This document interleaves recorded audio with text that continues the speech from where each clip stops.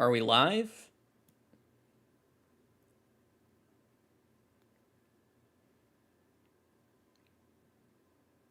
Can you hear me? You can hear me. If you can hear me, type Mike Trout in the chat.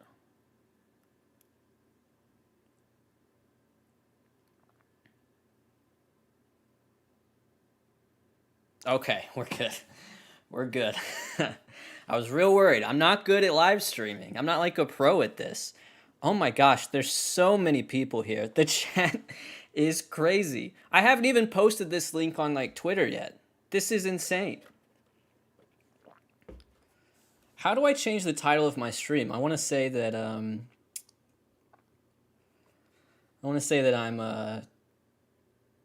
watching the game.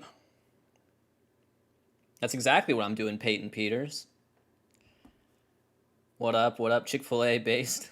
All F4. It's not my first day on the internet. I'm not gonna fall for Alt F4, but if there's like maybe a Command W, I'm in trouble, or something like that. Okay. Patreon gang, Ryan Jett. Hey, I'm glad you brought it up, Andrew. Patreon gang will truly rise up tomorrow. Exclusive live stream of the NL wildcard tomorrow for my patrons. But yeah, tonight though, AL wildcards for everyone. Red Sox, Yankees. You look like you own a Lego Millennium Falcon. No offense. I never had the Millennium Falcon. I think you think too high of me because that's just too many pieces. I'm not that smart, but I did have a TIE Fighter for sure. Okay. Predictions. I think the Yankees are going to win tonight, but I don't know.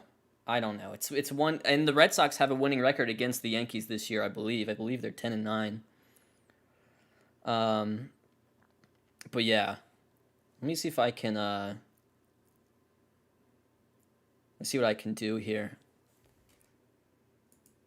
Oh, they're showing some highlights. In a second here, I will switch over to the main view. We'll make this stream better than John Boy's. You're gonna get some savant in there. You look like my geography teacher. I like geography. Am I weird for liking sports videos like yours, but not actually liking sports? I don't think that's weird. I think a lot of people have shared that sentiment about like the Secret Base channel. I just think if you don't have to like sports. But I think sports say so much about the human condition that you don't really have to like care about ball games to really see the appeal, How much confidence do you have in the Braves? I think they can beat the Brewers, but I don't think they'll get any further than that. I'm not saying they're going to beat the Brewers. I'm just saying they're capable of it for sure. Oh, gosh. Okay. How do I change my stream title? I really want to be able to do that. But for the life of me, I just can't figure out how to.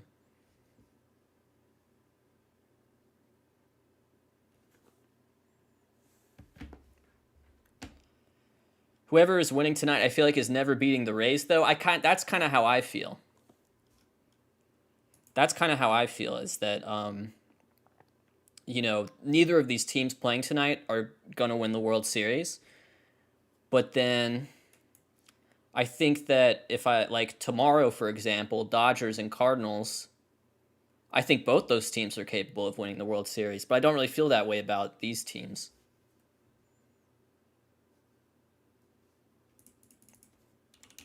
I'm just Googling how to change the stream title right now. This is not the view we'll be watching the game. It'll be like a lot more... Like I'm going to have like the Baseball Savant game feed, and I'm going to have like the MLB game day, so you can like kind of follow along with like the score and stuff. Go to creator dashboard. Okay.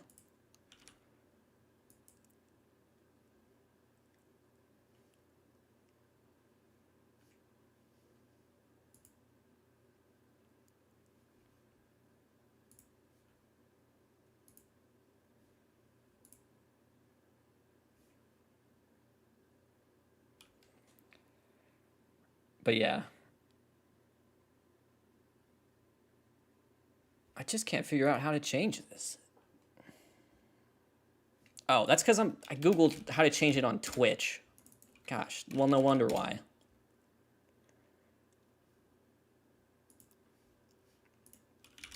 I don't even know what website I'm on. That's how bad this is. Oh, here we go. Oh, I've got it now. Oh, I've got it now. The league is in big, big trouble now that I can change my stream title.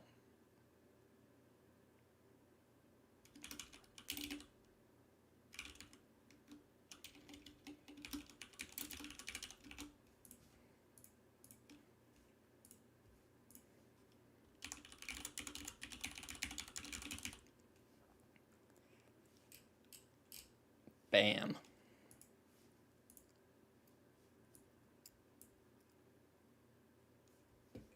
Okay.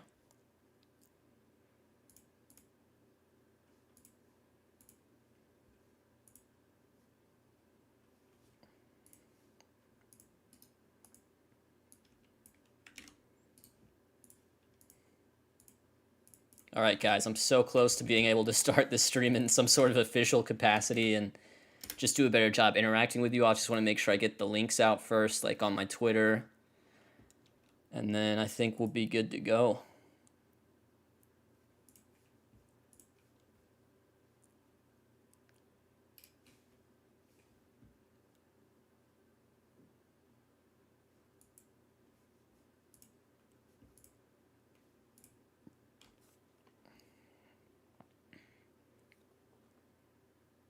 Summoning Salt was on Robbie Hyde's stream. Do you know him?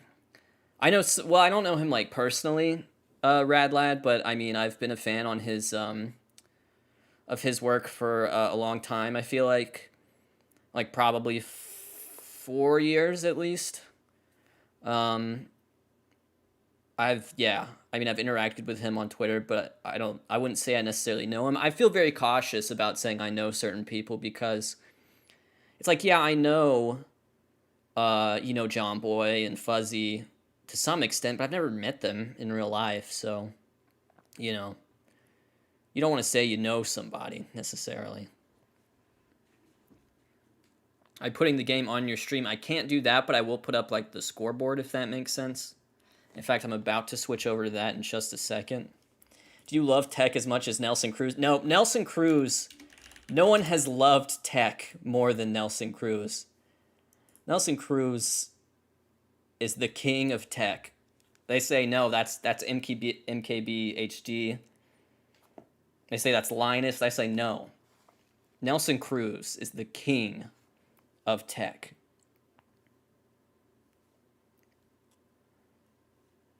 Will this be archived? Yes, I believe it will be, Big Papi Chulo.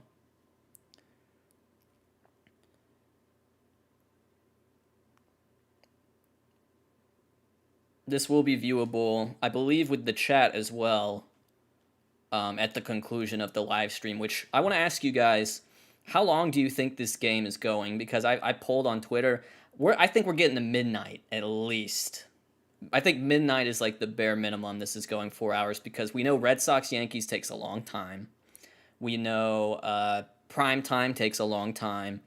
And we know playoffs takes a long time. And we know elimination games in the playoffs take a long time. So a lot of pitching changes tonight, I would imagine. But yeah. Midnight EST, I should say. If you're on the West Coast, we'll see. How do you think Johnny Damon feels about this? I feel like Johnny Damon's a Red Sox fan. I get that he played for both, but let's be honest. Game done in an hour 30.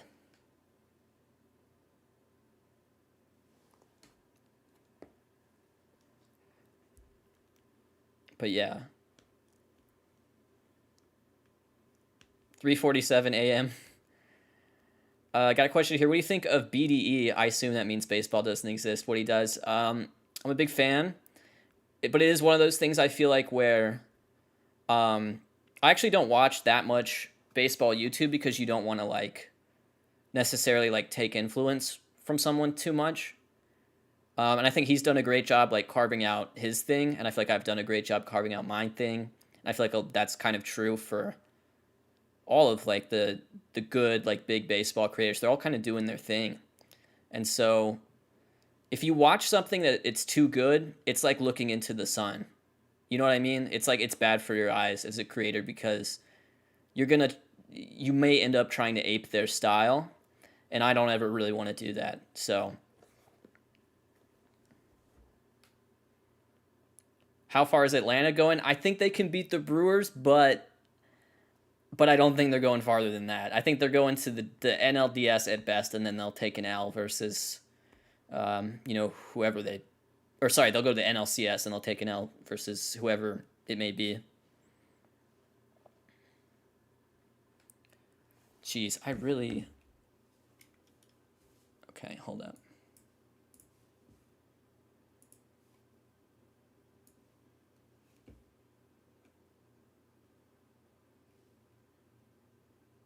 Okay, I'm good.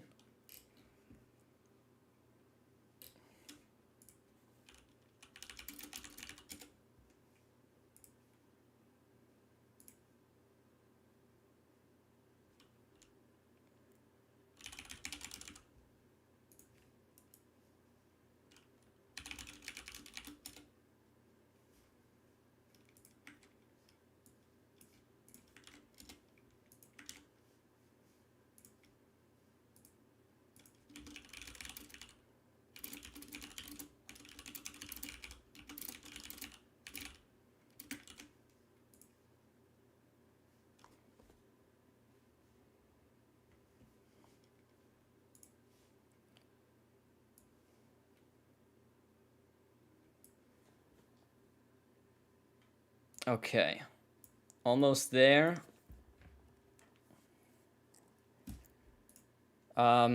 Looks like we're getting to first pitch here, so I'm about to switch my view up. What I want to try to do is get you all actually get the chat on my phone here, because that's actually what would make it easier for me, I think. What do you think of the Rockies re-signing Crone and extending Senzatella? I actually like both those moves. I didn't really know what Senzatella's contract was. Like, I don't know how many years they necessarily bought out because I haven't had a chance to look at it. But yeah, Rizzo with a ground out to first base. I guess that's Dahlbeck. I haven't looked at the lineups. Poor Senzatella. I like Senzatella a lot. He's pitched well in Coors generally.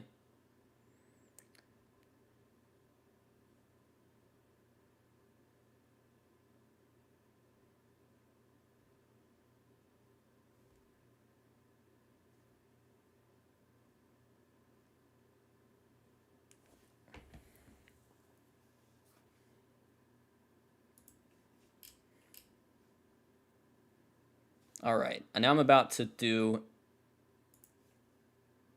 a risky maneuver.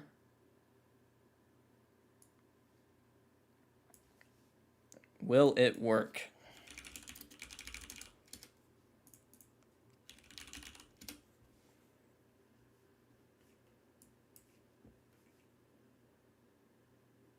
Okay. 3. Everybody, give me your energy right here. 3, 2.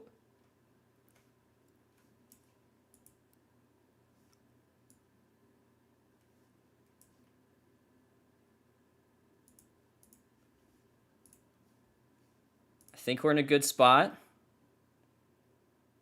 I think we're in a good spot right here. Is everything looking good? Okay.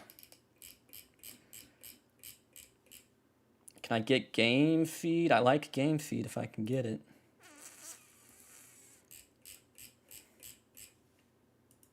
Oh.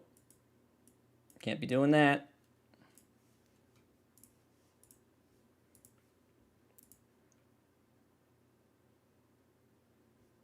There we go.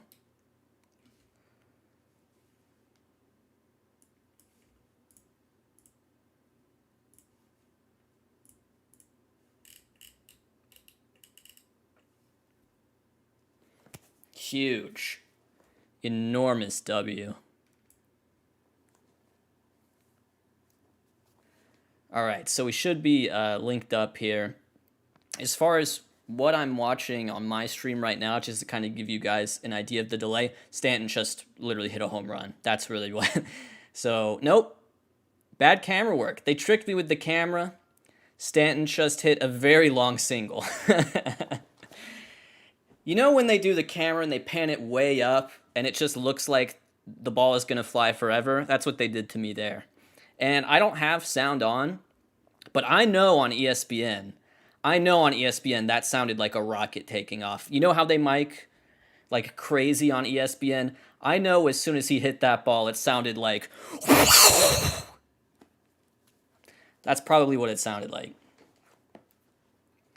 I'm interested to see actually what's going to come up here on the StatCast game feed as far as XBA exit velo. But yeah, very tight. And now Gallo hitting, looks like. Yeah.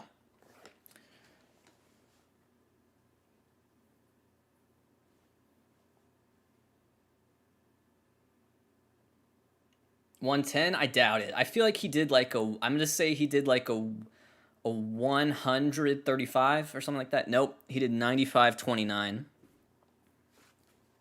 So it's a bit off there. I believe StatCast broadcast is on ESPN2 right now. And I guess that's Benetti and Petriello, right? Isn't that the usual crew? Do they have maybe Jessica Mendoza there too?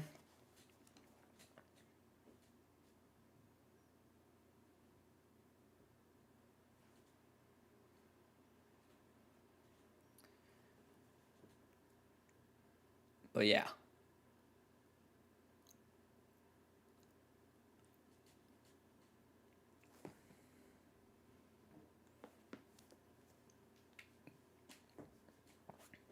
Stanton's a hot dog. Isn't that kind of the opposite of hot dog though? I feel like being a hot dog is taking the extra base according to the Ricky Henderson video.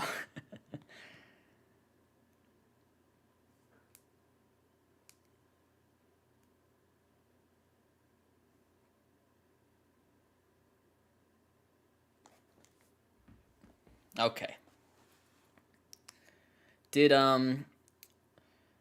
So I haven't seen the lineups for tonight. So LeMahieu's hurt, right? So does Velasquez get the start? Is that what's happening? I've literally just spent like the last half hour setting up this stream, so I don't really know. I don't have a clue what's going on. Okay. So Velasquez plays short? And Gleyber plays second? Is that right? Jeter's starting. When is Robinson Cano going to get in this game, you guys think? What about Chase Headley? Did he get the start tonight?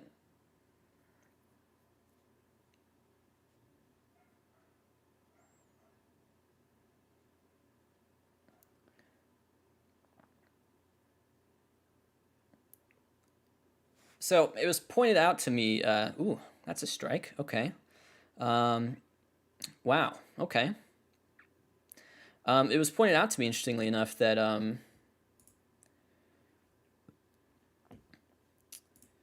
the top two pitchers in the AL by F4 are Eovaldi and Cole. So that's fun.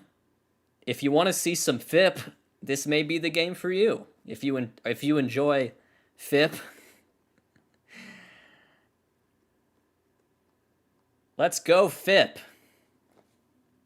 Let's go walks. Well, no walks. Let's go no walks. Let's go strikeouts. Let's go not home runs. FIP. FIP. FIP. FIP.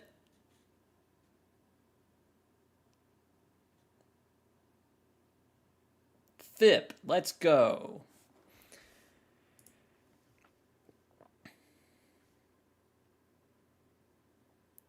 more of a Sierra guy, to be honest, because I like ground balls. I'm just a ground ball lover. That's just the type of guy.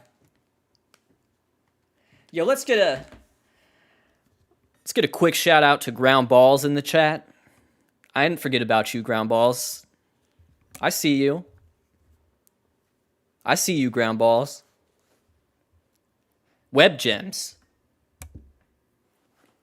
We love the web gems. We love a double play, folks. Yeah, we got to give it up. Let's just,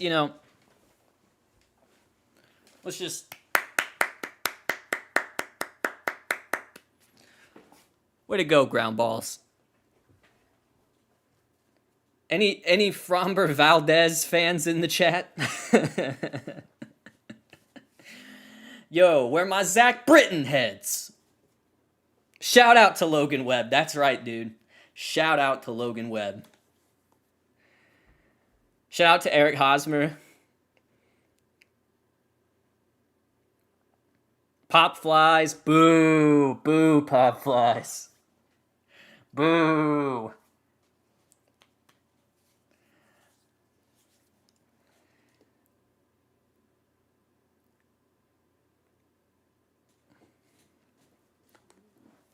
Ryan Yarbrough, yeah. Ryan Yarbrough, baby, let's go. Yo, where my TJ McFarland fans at?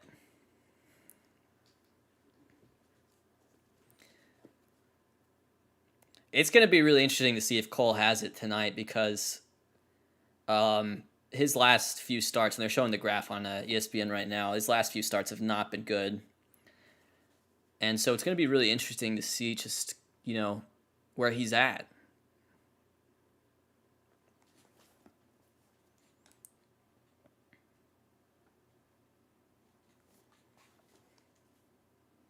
Okay, now I can see the Red Sox lineup.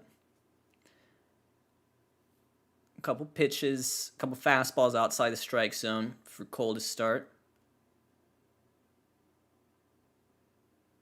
Casey Sadler, dude, Casey Sadler literally pitched like 30 games without allowing a run or something crazy.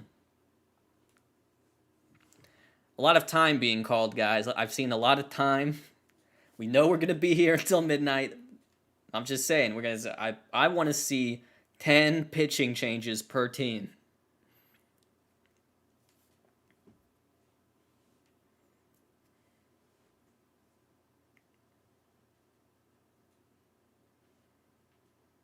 Pitch clock gang. Yo, shout outs to the pitch clock. We need the pitch clock. That was a good pitch. Fouled off by Schwarber.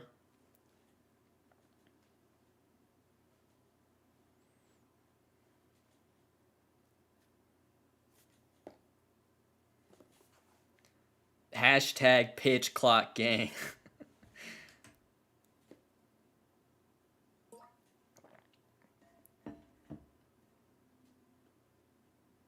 Why can't I give this handsome man money? I've been trying to, I don't know how to turn that on. I don't know how to do that. If I figure out how to do it, I wouldn't say no to some money. That's the type of guy I am.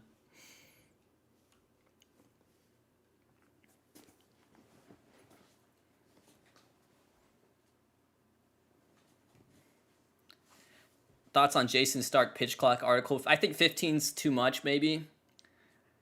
I think I pitched 18 in my How to Fix MLB video. DM me before next stream. It's legit one button. Well, there you go.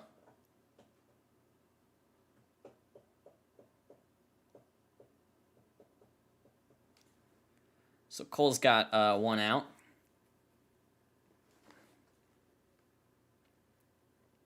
Facing Kike. Kike's had a good year, in my opinion. I'm not too surprised by it necessarily, but he's been, I would say, an above-average starter this year.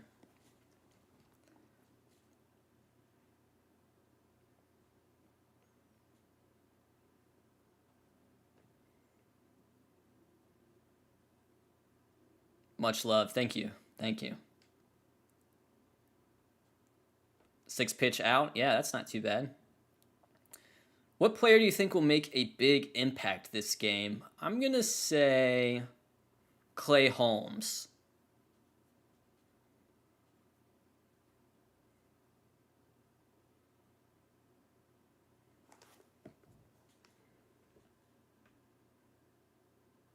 Andrew Velasquez is a good pick for that as well. I really liked the Yankees lineups with Velasquez in general. I thought he brought something different to the team. And although I think they will miss LeMahieu tonight, I think he's an adequate replacement. He's not a 1-for-1 replacement with LeMahieu by any means. They're very different players, but I feel like there's going to be a moment in this game where a ground ball is hit to Velasquez where you're like, I don't think anyone else on the team would have made that play. And if that happens, that could be huge, depending on, what the situation is. So Cole's running it up to 99 pretty early.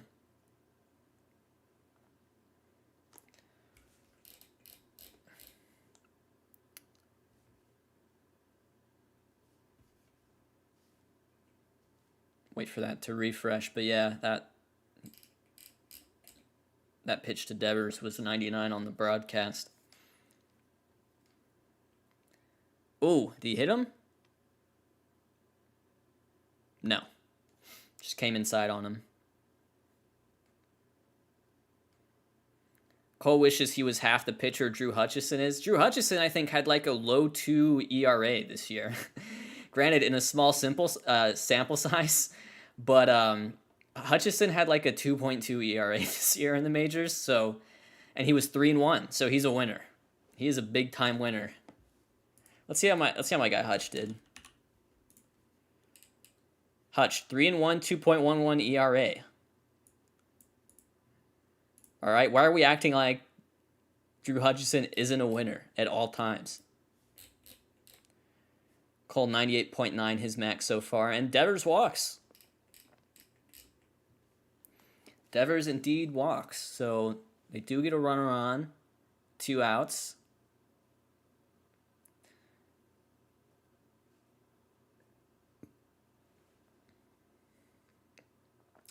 PC asks, why don't players want to get hit? I think it's just like human nature, right? Like I think they understand that there is like big reward for getting hit by a pitch, that they will get a free base.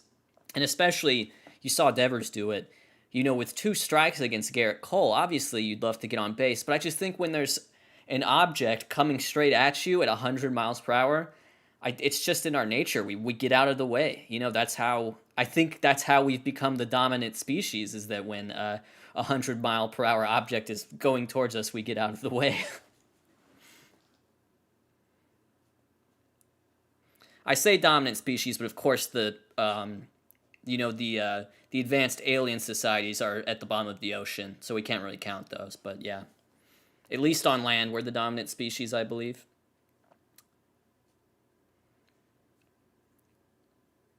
Dolphins better. I'm more about the octopus. I feel like the octopus knows something we don't.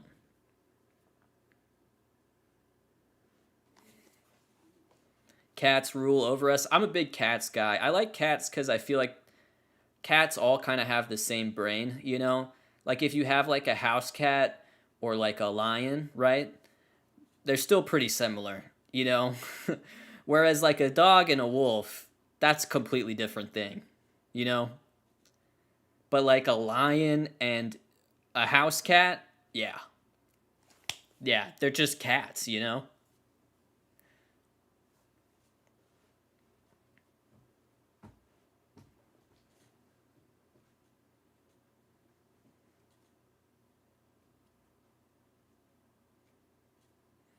That's true. A good point by Nolan Perez. Octopi, I should say, don't live that long. If they did live longer, they would take over the world for sure. Oh, Xander to center, gone. 2-run home run for, that was Bogarts, right? Anyways, 2-run home run there for Xander Bogarts. Some quick reactions to that home run. Number 1, Cole washed. Number 2, Red Sox, just give them the ship now. Start planning the parade in downtown Boston. Number 3, Xander Bogaerts is the best shortstop in the league. And number 4, fire Aaron Boone.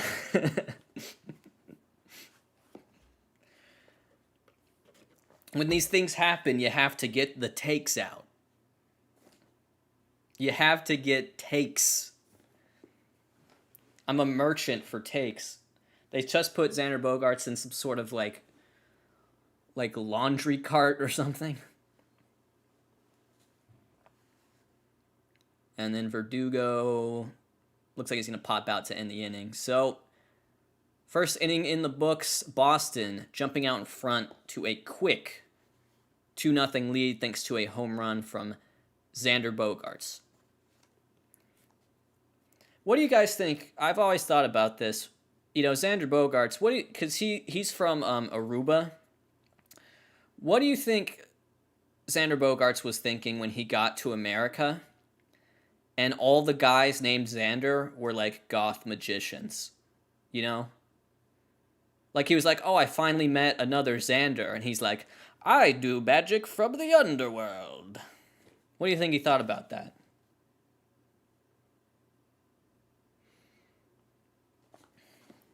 That must have been very confusing.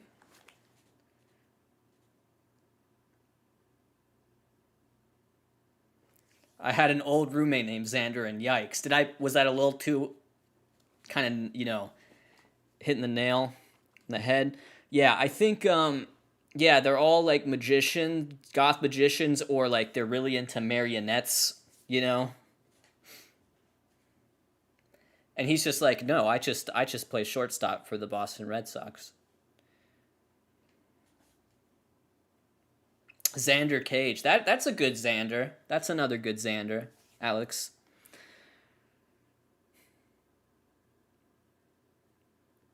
Yeah, Alexander and Xander are very different. Very different things.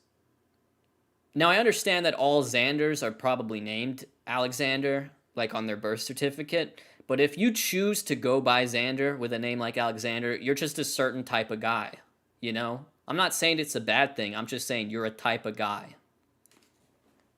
We're all just types of guys, but I'm just saying that's him. A Xander versus Xavier. Xavier's different from a Xander, I've got to say.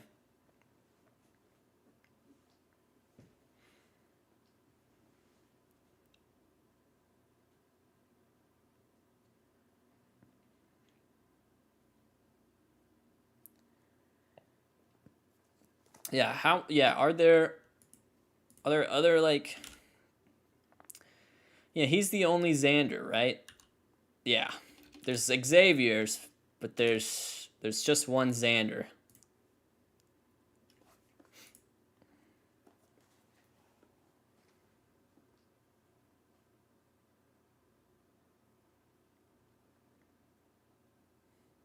Is Xander by birth a different type of guy from Alexander to Xander?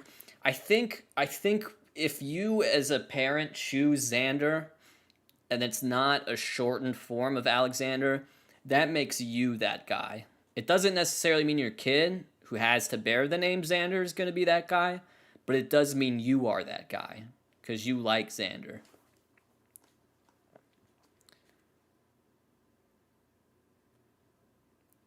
All right, let me ask you guys this. What inning will the first starting pitcher be yanked? What inning? And this is do or die, wild card. Got the bullpens ready to go. Had an off day yesterday. What inning does a manager walk up to the mound and take the baseball away from Eovaldi or Garrett Cole? Got a lot of fourth and fifth. What do you think of the Alcides Escobar signing? Hey, for $1 million, I think that's perfectly fine. He was solid for them this year, much to my surprise. So for $1 million, you sign him. He comes back, and if he stinks, it's only $1 million. Is Hunter the worst name? No, I don't think Hunter's the worst name.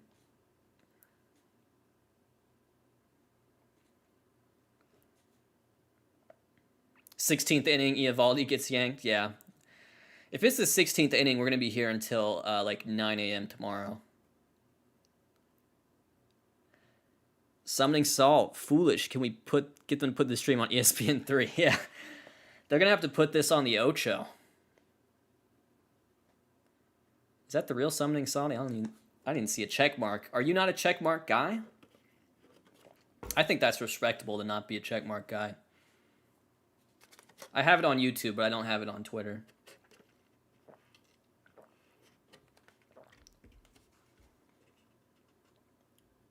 Oh. Somebody just... Oh. Okay. Hunter Renfrow moment.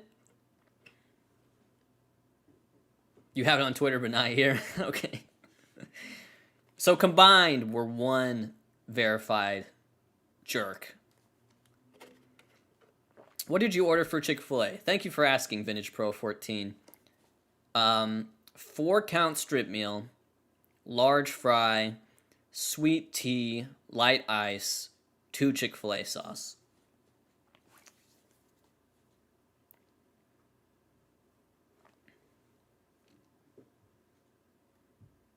Future Hall of Famer Brett Gardner, yeah.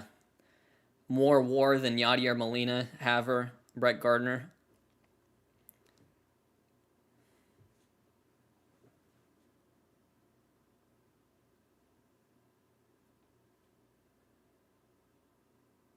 Chick-fil-A Bailey's homophobic confirmed. Dude, when that first broke out, it was like, we talked to like, I'm from like a small town. We talked to like the one gay guy in town that everyone knew, and he was like, yeah, I'm still gonna go there.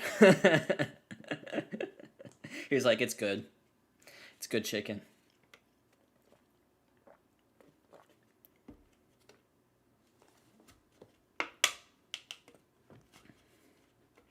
A very important point there made by Bob.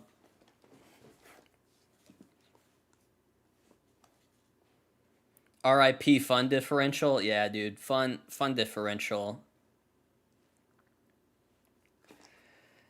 Turns out run differential is still king over fun differential, but I would say that, but the Blue Jays also missed. And so, you know, these teams are in with, I think, fairly mediocre run differentials overall. Boston, New York. I feel like Toronto's was better than both by a good margin. Yeah, I don't want to, like... I get that this is like a do-or-die game on ESPN against, like, 2 storied franchises that hate each other. And yet I just...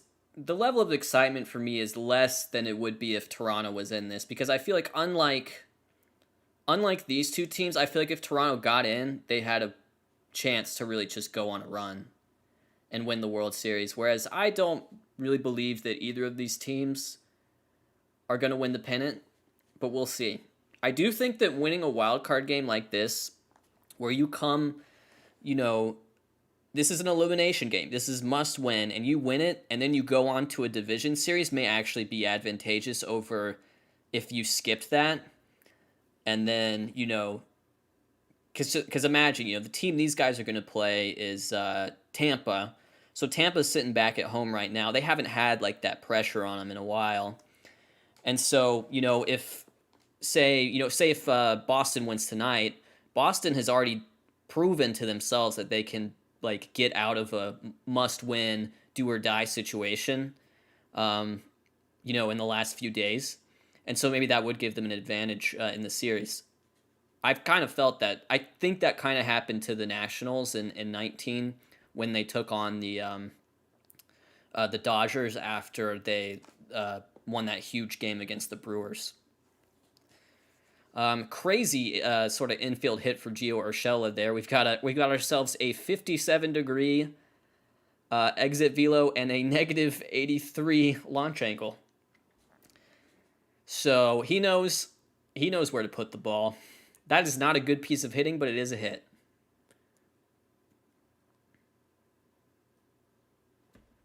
Distance, 3 feet.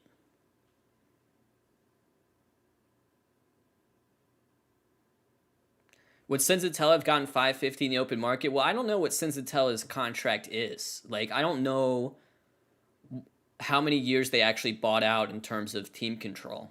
So I don't know for sure if he would have. But I think the Senzatella thing is uniquely suited to Coors. Like Senzatella has pitched really well in Coors lately. Like if you go like his last 2 years, his ERA in Coors begins with the number 3, which is huge because for most people it begins with the number 5. And so would Senzatella have gotten that much money from, a team that doesn't play in Coors? Probably not. Yet at the same time, I think you have to acknowledge that perhaps Senzatella is at his most valuable as a Rocky because he can do this. He has this unique thing that he can do that honestly not many pitchers can do, which is he can succeed in Coors Field, and I think he's proven that.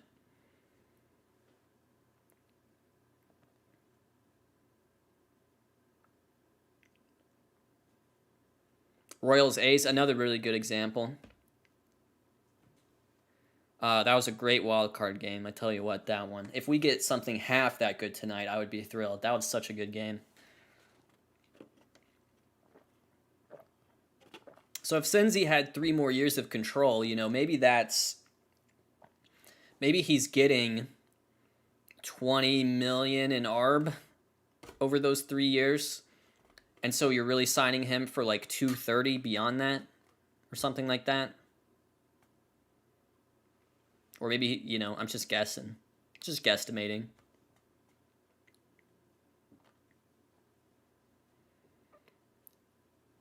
Should wildcard go to 3 games? I think Wooly Dooley, yes. But I also recognize that, this is, peak spectator baseball. This 1 game do or die.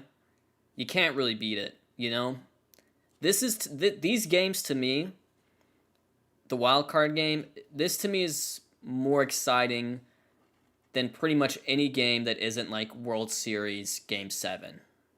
I really do feel that way. It's just so great, I do think, though, that, if we were to stick with 10 playoff teams, 2 wild cards from each league, that it would probably be more fair for it to be a best-of-3 series. And it would make more sense because you could go 3 in the wild card, and then 5 in the DS, and then on to 7 for the CS in the World Series. I think that would kind of a logical progression, right? That's kind of how they did the postseason last year when it was expanded.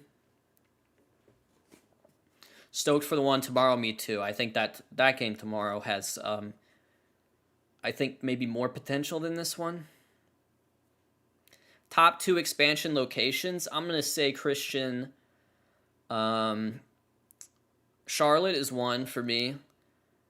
I understand that Nashville is a big one people talk about, and that makes sense because I do think the Southeast United States could use another team. I think the Braves have such a monopoly over what people consider like the South because they have Alabama, Tennessee, Carolinas, North Florida, which, by the way, I need to be very specific here. North Florida is the South. South Florida is not. Once you get to, Tampa or whatever, no, that's not the South. But, Jacksonville is indistinguishable from South Georgia. So I think another team to cover those markets would be good. Some people feel like that should be Nashville. I would maybe say Charlotte. A good thing about Charlotte, too, is you're not just pulling from Charlotte proper.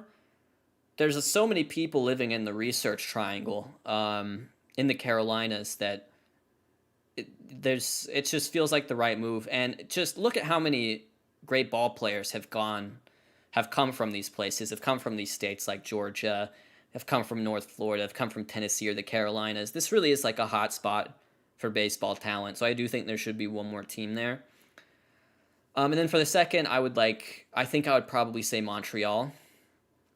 I would love to give them another chance. I don't want it to be like a Rays or an A's sort of scenario where you're sharing time or whatever. No, I don't want. I just think like a legit another Canadian team would be great. If the Rays were to do the half Montreal, half Tampa thing, that's like pretty much admitting it's over. Because if you'll recall, To those of you that are old, there was this team called the Expos. And basically, when the Expos were in like their death spiral, they were doing this thing where they would play in San Juan, Puerto Rico, I think. Um, and so it's just like that's what you do when it just isn't working, basically.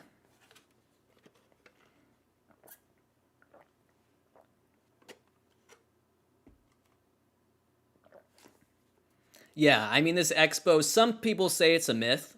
Some people say the Expos were a myth, that it's just like an old wives' tale, or, something that people talk about with the flashlight under their chin at the campfire.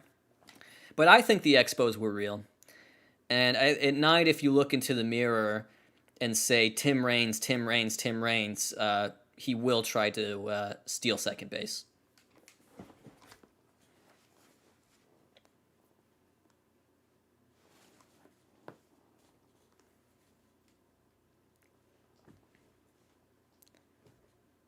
So Cole getting a pretty nice strikeout there on Hunter Renfroe, I gotta say. Hunter Renfroe, you gotta respect him because, you know, on Monday Hunter Renfroe was out there catching passes for Oakland, and now he's here, again on ESPN. So he's just, you have to wonder if the wear and tear of, NFL starting back, trying to catch passes from Derek Carr has affected his ability to play right field for the Red Sox.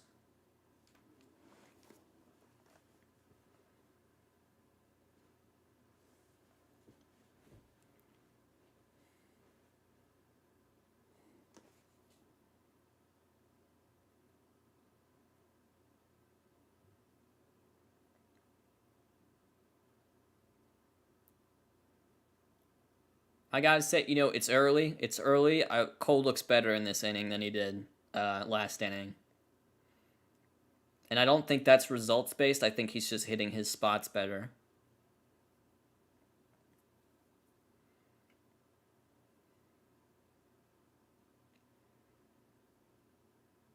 If you say Joel Zumaya, Joel Zumaya, Joel Zumaya 3 times in the mirror, you'll get a high score in Guitar Hero.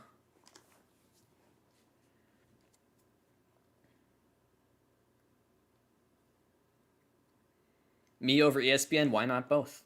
Why not both? It's a shame Tim LaCastro isn't playing this game. Yeah, Tim LaCastro, because you have to kind of feel like Tyler Wade is going to get a pinch run spot. Dude, Spence, what's up, man? How are you doing? It's good to see you. Oh my gosh, is that a homer? Nope, off the wall, off the jet blue. Off the jet blue.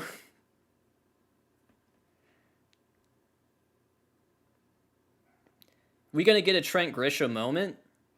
Gosh, I hope not. I mean, I'm so glad Trent Grisham got traded after that because it just made it so much easier to put that away. And it was one of those things where they wouldn't have been in that spot, the Brewers, if he hadn't, done such a admirable job filling in for Yelich after his knee, like he broke his kneecap. So I hope not. I don't want to see that happen to anybody, quite frankly.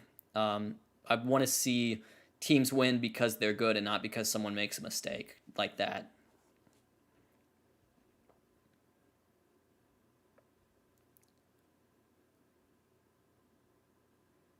Are your glasses blue? Yeah, I know. They aren't, but I understand. Like they have some sort of coating for that, and so what happens is the monitor gets reflected too much, and yeah, that's the glasses situation. What about giving up a dinger on? I think that's different. I think that's different because pitchers throw meatballs fairly regularly. Like every pitcher and every outing is going to throw some pitches that they are going to regret. But it's up to the batter to take advantage. Whereas if you're talking about making a play that a fielder is expected to make 98% of the time and you don't make it, I mean that sucks, But I do think there's a difference, but I think it's a fair argument.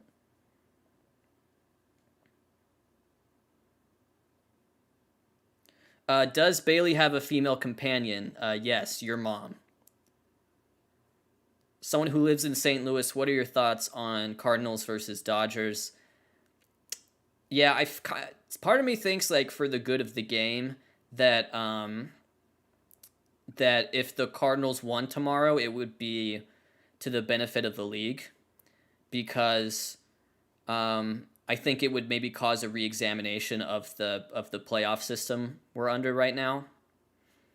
So I'm kind of in my weird chaos ways. You know, we didn't get the chaos we wanted with the Mariners or the Blue Jays, and we didn't get like a game 163. So if you really want to be a chaos rooter, I think the move is to root for the Cardinals tomorrow. Who do you have winning it all? I'm predicting Giants over White Sox, but I don't. I feel like there's not a clear cut favorite at all. I wouldn't be surprised if the Giants and the White Sox went out in the first round. I mean, they might get tough. They're going to get tough teams either way. The Giants are going to have to face the winner of L.A. and St. Louis, whereas the White Sox are facing the Astros, who have plenty of postseason experience. But I kind of feel like the White Sox are the most of all teams hashtag built for October as far as like their pitching personnel and the fact that they have a good and now relatively healthy lineup. I really like that for them. And then I'm picking the Giants to win for no reason other than this team is magic. This team, how could you pick against this team? You know, I don't think the Giants are necessarily hashtag built for October because I don't think they have the surplus pitching that some of the other teams have, but it's just how could you possibly pick against this team? And they have the experience too. You know, it's like it's not just Posey and Crawford. It's like Chris Bryant's won a World Series. Longoria's played in a World Series. They just have it. You know, it's just a gut feeling that this is just their year. You know, why is every team in the AL team in the postseason unlikable? I think the Rays are likable. I think the White Sox are fairly likable. I think the Astros have become likable for some people. Some of those names are gone. I think everyone likes Dusty, you know?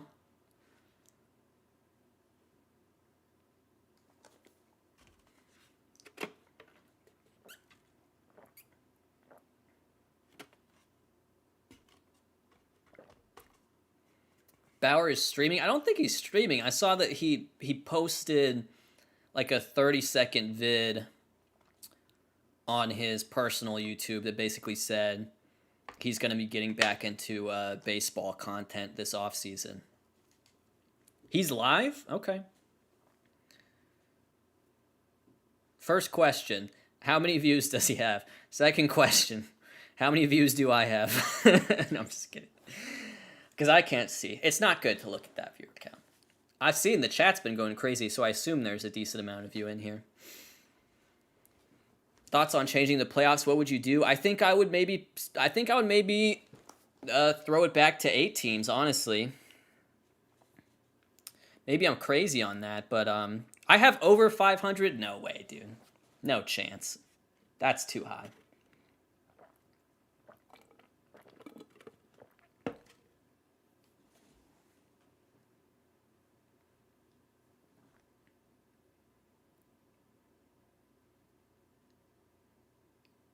Yeah, that's true. Yeah, Waffle. When I was on Twitch, well, I think I maxed out at about 200 on Twitch when I streamed during the World Series Game 6 last year.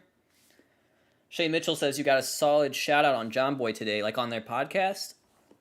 Dude, I'm just constructed. Ryan McCrary's right. I'm just constructed differently from others. Okay? Some of people are just constructed the same, and I'm constructed in an abnormal way. I'm a freak of nature, and I'm not normal.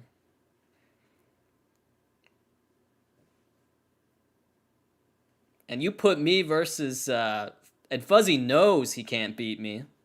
You put me and Samoa Joe, got a 133% chance.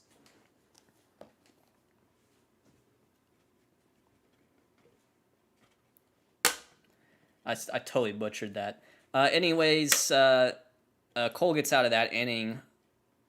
Well done for him because he did That Plawecki almost hit a homer off of him.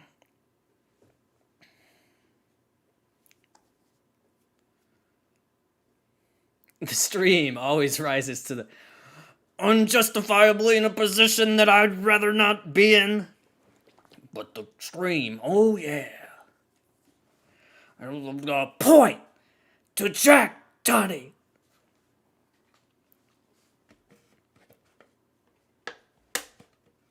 Assembled in a manner that is contrary to the yeah, that's me.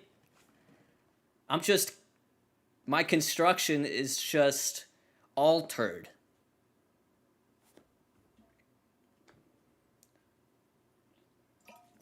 Thoughts on Foolish Baseball? Foolish Baseball is a hack. He has done nothing but steal my bits. He has done nothing but steal my fan base. If I see Foolish Baseball in the streets, he's catching these hands. All right? And I fight like a guy. I fight like a cartoon from the 30s. That's very important. I kind of just get on there and I'm just like, I'm like the Notre Dame Fighting Irish. I'm like, yeah, let me at him. That's how I fight.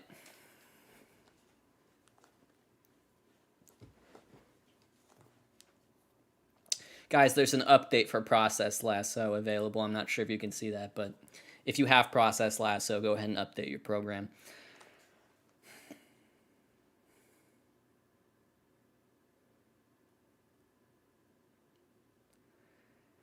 Yeah, fighting like I'm Cap Anson. Thoughts on a possible Kershaw retirement? He's not retiring. Top 5 MLB players. Cedric Mullins. TJ McFarland. Terrence Gore.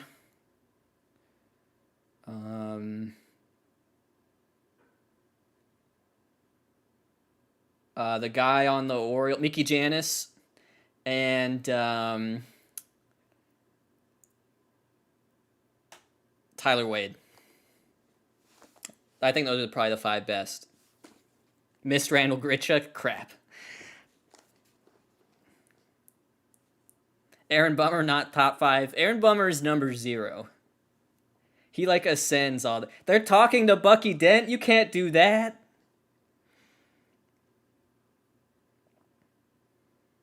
They're talking to Bucky. You can't believe this. I can't believe this.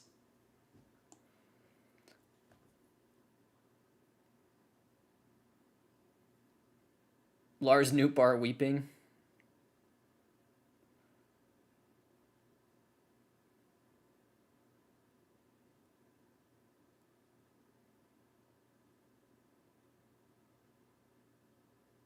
Austin Adams. Austin Adams, a danger to society. Why aren't the fans wearing masks? I will say that there's not much documented evidence of super spreader events that were outdoor only. So you should probably wear a mask if you go into, like, if you're at the ballpark and you go into an indoor concessions area or a restroom. Yeah, that might be a smart thing to do, but I'm just saying, I've even though they're packed in there shoulder to shoulder, just based on my understanding of how it spreads, I would feel fairly comfortable. And also, the catcher's wearing a mask. So, at least someone's being safe.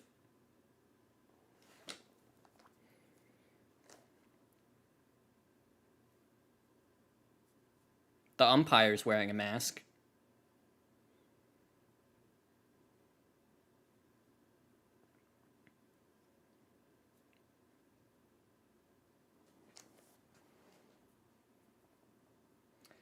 Spencer, I will say that had an indoor reception. It did. You can look it up. But I think that is the number one that is cited, right? But they had an indoor reception on that. I just gotta say. On the low.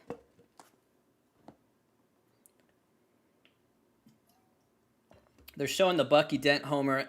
does this kind of show you where baseball is at as far as loving its history, that they're showing the highlights from this? Because um, I understand it's one of the most important things in MLB history, like that Bucky Dent home run. It was huge, but I mean, if you're under the age of 50, why do you care? Why would you care about Bucky Dent? You know what I mean?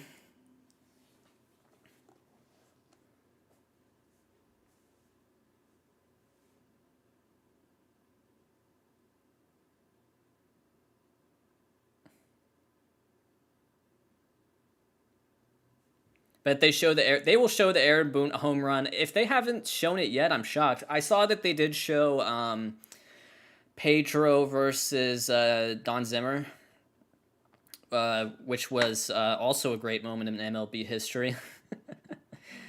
And I will say Pedro did nothing wrong. Pedro, to this day, Pedro did nothing wrong when Don Zimmer came at him. He gently guided the old man to the ground. What else was he supposed to do? I will defend Pedro to the grave. I will say that he did nothing wrong. And realistically, Pedro's probably done nothing wrong in his life. I love him. He did try to do a little bit of Guerrero should win an MVP over Ohtani. But you know what? It's fine. I do like Pedro a lot on MLB Network, I would say. Compared to a lot of the other former players, I think Pedro is really good on there.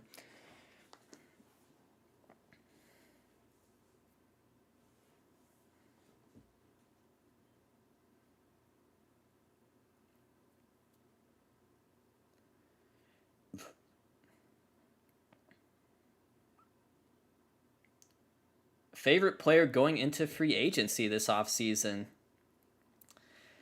That's an interesting one, isn't it? Favorite player going into free agency. I will say, if I'm handing out a big contract to one of these shortstops, I kind of like Trevor Story. I do. I feel like, I mean, Correa has the most upside for sure. So I think he's probably got a good chance to get paid the most out of all of them. I think that Seager has the question mark of the defense. I think Seager is basically going to settle into being Xander Bogaerts. I think that's basically what he is. I think Seager is the National League's Xander Bogaerts, where he can hit. He's going to hit well consistently. And then as far as defense, he's going to play shortstop, and that's really about it. It's not going to be an amazing shortstop by any means. But Story is just so well-rounded. And coming off this season, he could be more discounted than some of those guys. Judge just hit a ball hard. And it's caught, and that'll end the inning. So through to the bottom of the third. I also saw Fuzzy ask if J-Ram was a top 10 player. Is Jose Ramirez a top 10 player in the league? Yes, he is. I had him top 10 in the Foolish 50. I think I had him in 7th. And this season has not done really anything to change that. I think if I go back and do the Foolish 50, well, that I will do, but when I go back and do the Foolish 50 this offseason, he's going to be right around 7th. He's not going to have moved a lot. Do you play MLB The Show? I don't. I have played, I played MLB, 06 The Show, 07 The Show, when MVP Baseball series ended. So I have played it to some extent, but I haven't played any of the recent ones. I don't own a PlayStation. Is probably the biggest thing.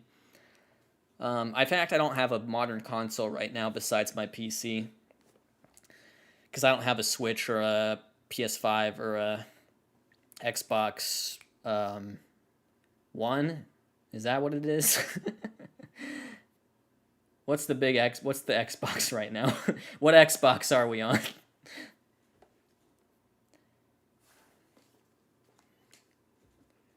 But yeah. PC is great, but not always for the sports games, I'll say.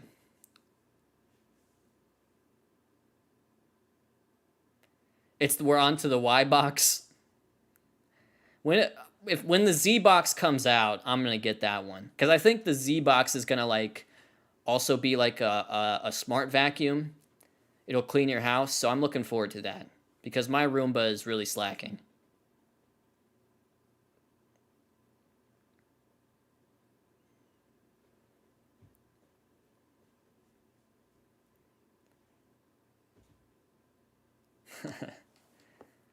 What's up?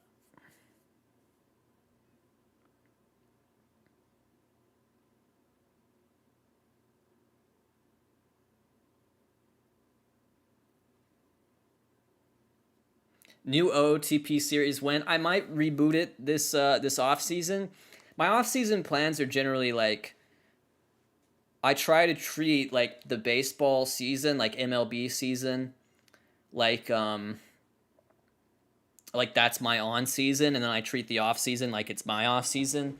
So I think my plans for the off season are going to revolve around a lot on doing a lot of content on this channel, Foolish Bailey. And so I think I'm gonna, OTP series is a possibility there. I think a series that's just trying to guide people through the basics of some of the sabermetric type stats is a real possibility this offseason, I think. Um, that's kind of my plan is that you're gonna see more of me on here as the season draws to a close and we move on into the off season. So Cole returns to the mound. You also have Harper MVP, right? I think I picked. Yeah, I looked at the numbers the other day, and congrats to you, Fuzzy. I'm not there yet, but I'm getting there. Maybe another week for me. I think that yeah, my general thought on Harper versus Soto, which is what I think it is. My general thought is that Harper led WRC plus, and so I think he should win because of that. If Soto had led WRC plus, then I would pick him to win. You can argue about the minutia of the the defensive metrics or whatever, the situational type hitting stats, which I think Harper has actually a pretty solid advantage in some of those situational type hitting stats. But I would pick Harper on that. It's tough for me though because I'm such an OBP guy. I think OBP is number one. And Soto had an all-time great sort of OBP season, probably the best qualified. Is that a home run for Kyle Schwarber? Yes, it is. The Red Sox 3-0 lead thanks to a home run from Kyle Schwarber. I'm telling you guys that Cole. Oh wait, sorry, hold on. Cole washed. Yankees cringe. Kyle Schwarber beta. L plus ratio. Fire Aaron Boone. Let's trade Andujar for Ketel Marte and Zach Gallen this offseason.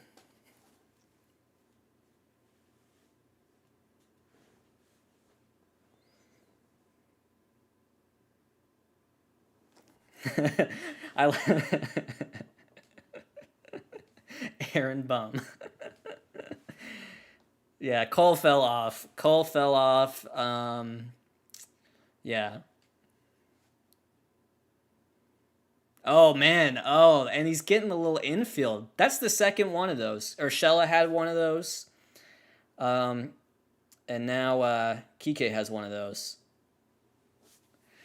So what a beautiful game we play. We go from Kyle Schwarber, 110 off the bat, 31-degree exit velo, 1,000 XBA.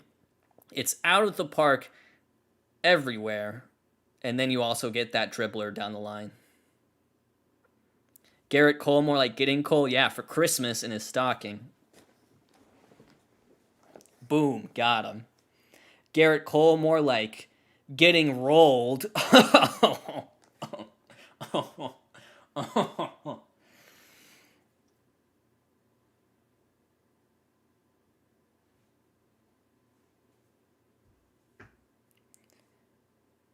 Who you got in the NL West wildcard game? I tell you, I'm rooting. I'm kind of the chaos merchant in me is rooting for the Cardinals. But it's tough. It's tough. I mean, is Scherzer going to start that game tomorrow? Has it been decided? Who gets the start for LA tomorrow? Does anyone know, or is it not decided yet? Because I feel like if you give Scherzer that game, it's gonna be tough to imagine him not winning. You know, it's Scherzer, man. But also, it's Wainwright.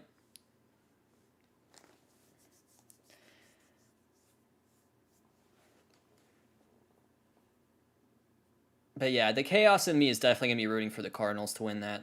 Braves will choke against the Brewers. How is it a choke if the Braves are the underdogs in that series, Joshua? If the Braves are acknowledged as the worst team in this postseason, how is it a choke for them to lose? I'd like that to be explained to me.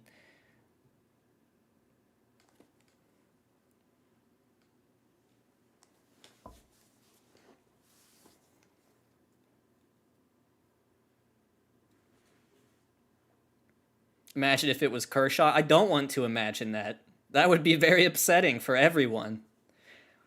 Because you know if they started Kershaw, Wainwright's going 8 innings, 1 hit, no earned runs.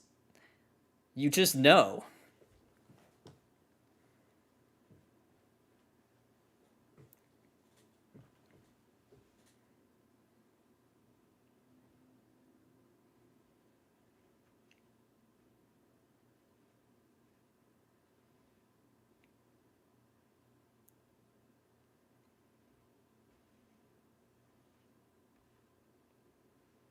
I'll just look. 110 off the bat, 31-degree launch angle, hit.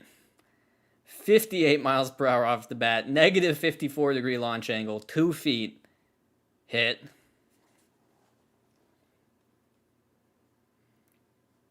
Clay Holmes warming. So we said, I think I saw a lot of 4s and 5s when I asked when would the first starting pitcher be yeeted.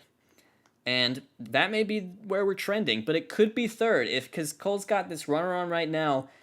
If Devers reaches base, would that be it? Would that be it? Would it be it? Would you pull him? Okay, we get Bob, Tom, and Chuck said 3.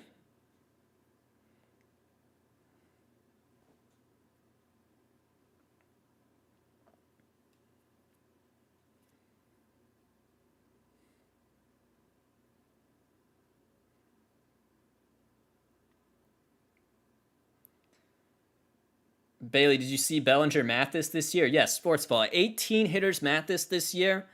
Most notably of them all, Cody Bellinger with the Mathis. Not just, and it wasn't a cheapo Mathis either. It was a big time Mathis, you know? You see someone with like 205 plate appearances, 59 OPS plus, okay. You're like, okay. You know, you Mathis, but you can kind of, but no, that was a big time Mathis. And there is runners on first and second with no outs for Cole.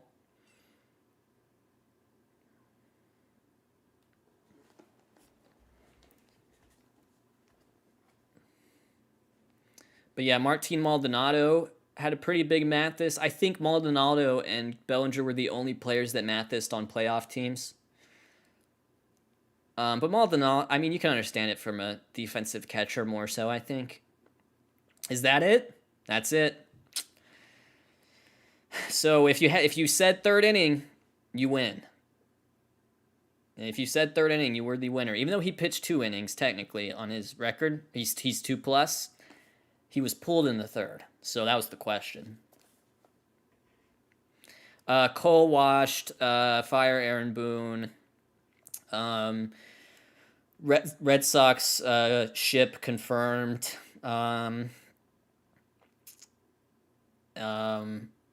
Hunter Renfroe is better than Aaron Judge.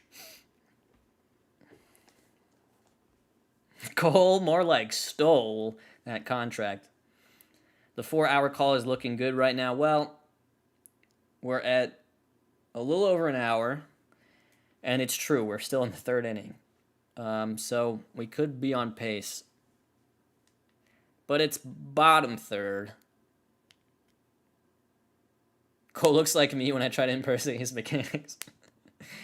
Are you sure that's not you out there? Did you just put on Cole's uniform and just try to act like that's who you were?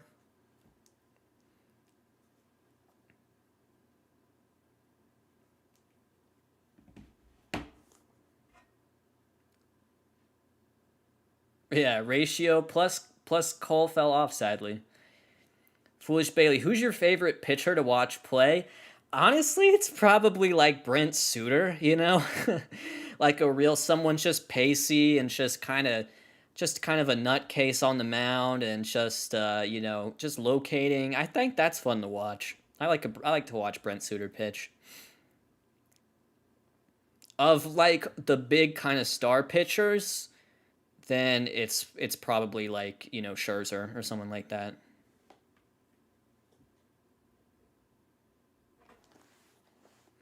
But you need a little bit of wildness to be kind of fun, I think. You need to be wild in some sort of way. I like McClanahan a lot. I like Boz a lot. I'm excited to see that the Rays have gone with double-barreled Shanes. Pow pow pow pow. Double-barreled Shanes. Randy over Adolis. I'm kind of in the Luis Garcia for AL Rookie of the Year camp for me. I think Luis Garcia has been absolutely huge for the Astros.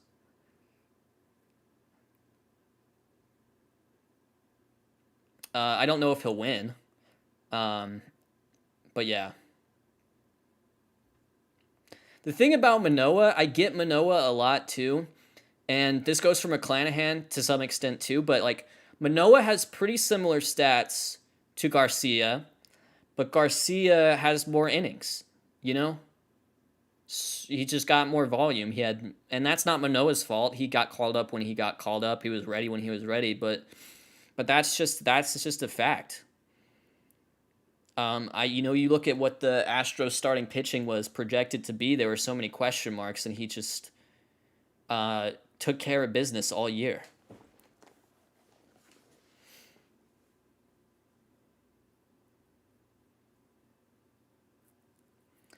All right.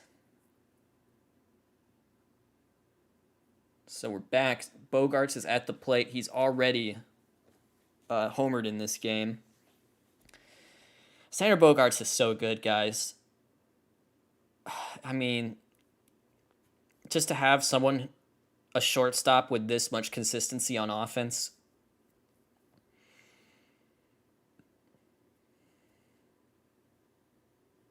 Do you buy Luis Roberts' big improvement? I do, Jack. It's not, yeah, I mean, the BABIP you're right about, but I just think the plate approach has fundamentally changed a lot.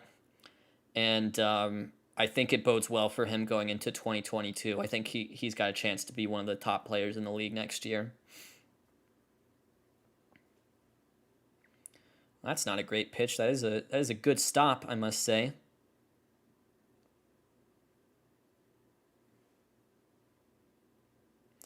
So it's kind of interesting that, I feel like the Yankees started Higashioka. Eddie Robinson died today. I'm sorry to see that. Yeah, RIP to a legend, absolutely. RIP to a legend. He lived a very long and very fulfilling life.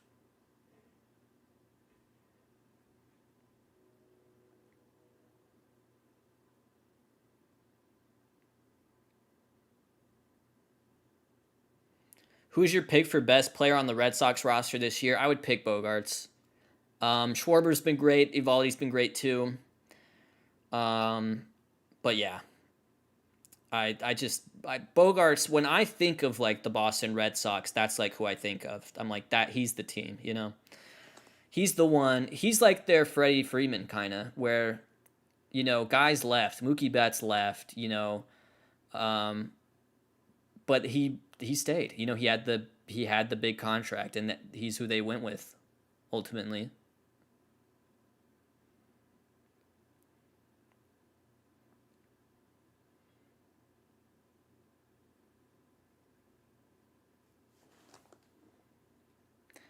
And I think part of it is, I.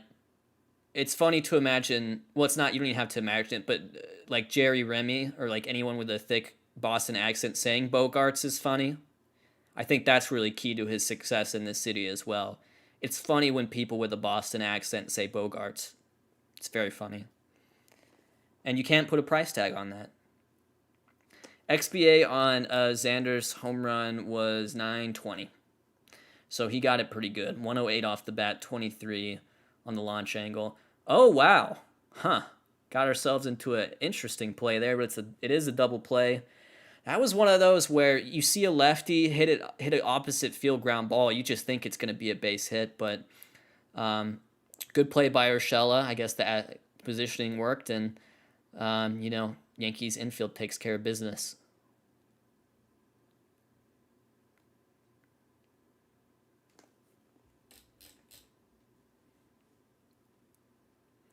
I think I said that Clay Holmes was Clay Holmes my pick for an impact player in this game?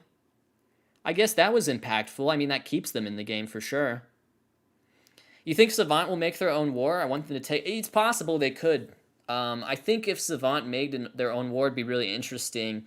And I've seen people on Twitter do this where instead of just doing a war like a F war does for UZR or a R war does for defensive run saved, they'll just say, hey, if you just took outs above average as the defensive component, player X would have this much war, So yeah, maybe. X war, yeah, or S war. I don't know which one it would be. I kind of like X war. I mean, it'd be interesting to see a war based on the X stats, right? So if instead of WOBA, it was X WOBA, Do you think outs above average is the best defensive stat? I don't know for sure native resolution, but I can kind of foresee a future where with the player tracking capabilities, I can see a future where basically StatCast is the main source for advanced defensive metrics, and DRS and UZR fall by the wayside. I don't think we're there yet, but I do think it's something that could happen for sure.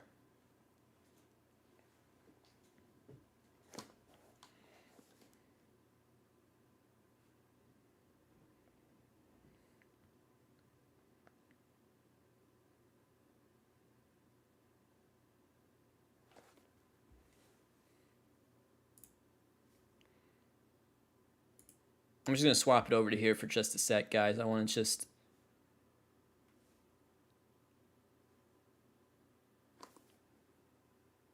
GPH beta.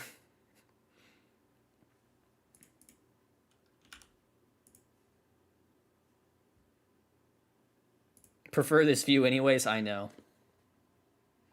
I'm beautiful. No, just a beautiful boy.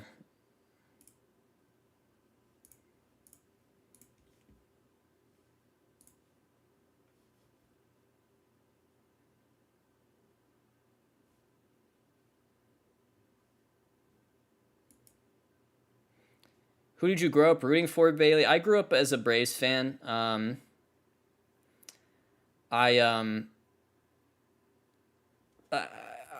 parents are from Atlanta. I was born in 1995, just in the middle of that run. So there was never really a time in my life where I wasn't a baseball fan or a Braves fan.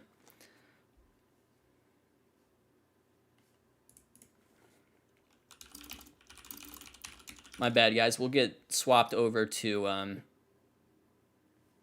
the main view in just a second here.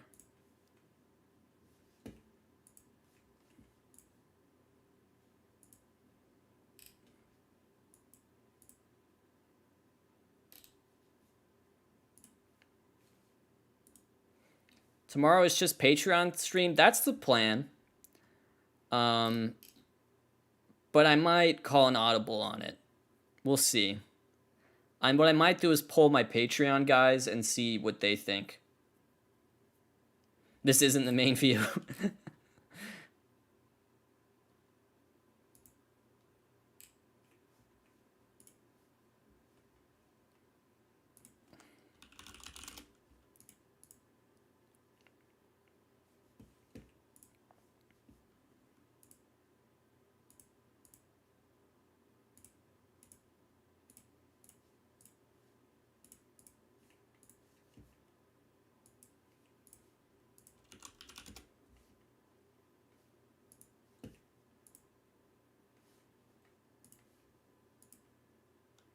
All right, tight. Thoughts on Mike Trout's reference page? It's getting sadder. I hate to say. First of all, my opinion, and this is not the fault of Baseball Reference, but But baseball reference pages don't look as good anymore because of the 2020 season. I'm just going to come out and say it. If you just come out and you just got a 60-game season right there in the middle, it just doesn't feel right to me. It just doesn't hit the same, you know? Imagine you're a great power hitter, you hit 40 home runs a year, and you're just going through the home run column, and it's like 40, 42, 45, 38, 12? 39. You know what I mean? It doesn't hit right. It doesn't hit right.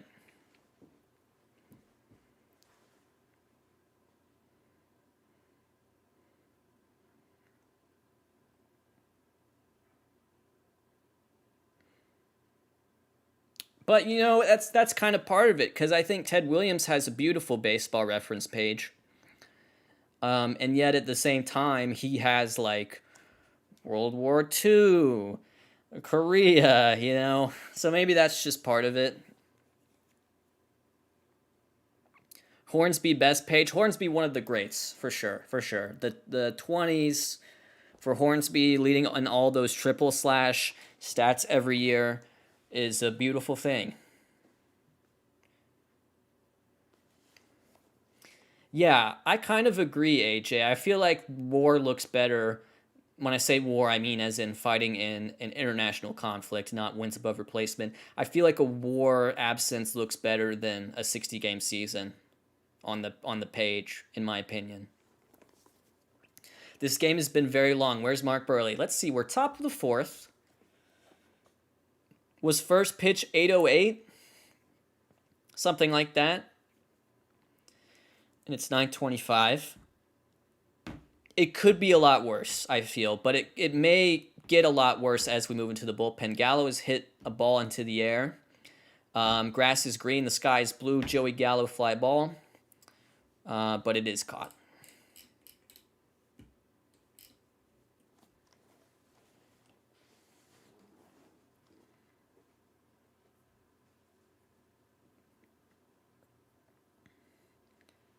They are showing hockey, lads, on ESPN. If you like the Bruins, they're showing hockey, boys. I don't really know much about hockey, but just to FYI, if you like hockey, boys, ESPN has got you covered. I'm not, it's not really my fault. I'm from, Atlanta. They took away the team. I enjoy ice skating. I've been a few times, but no, it's not an environment conducive to hockey fandom necessarily. I don't have any disagreements with hockey. I think it's a perfectly fine sport.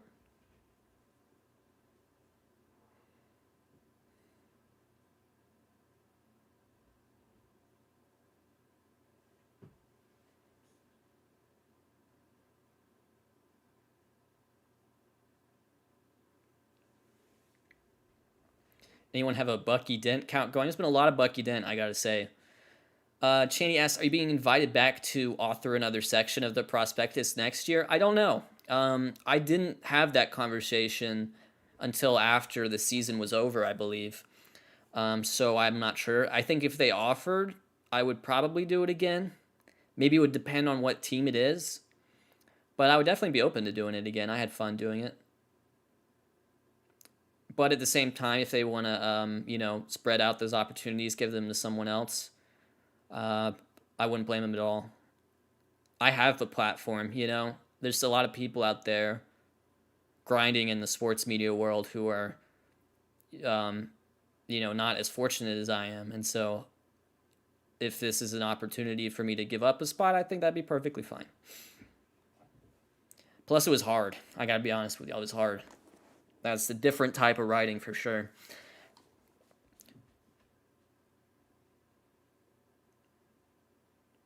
Favorite Kanye album?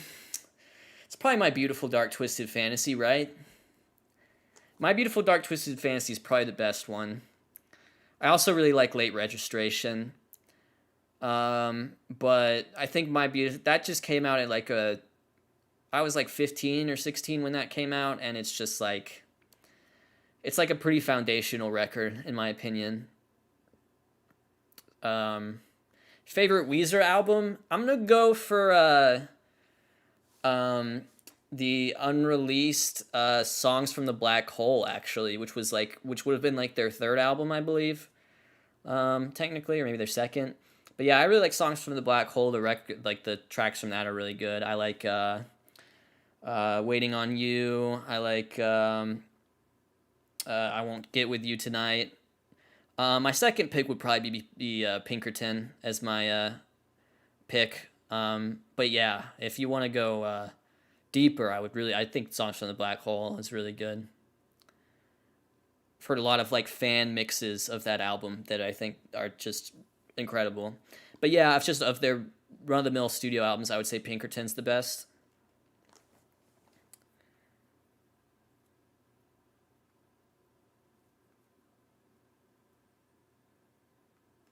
It's like a bird by my window or something.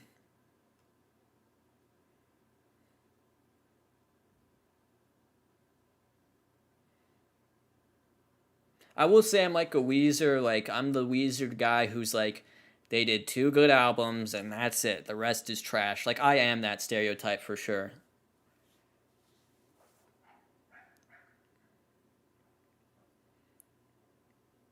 Favorite bird of MLB? I would say Oriole.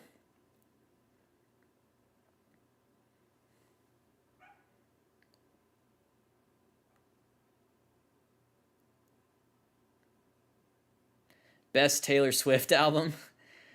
Um, Speak Now.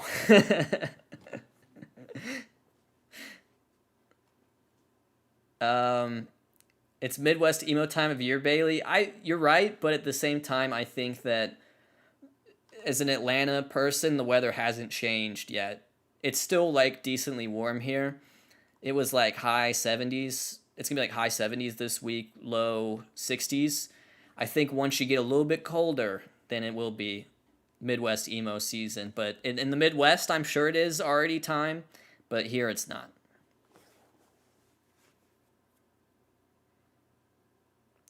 Here's Hunter Renfro.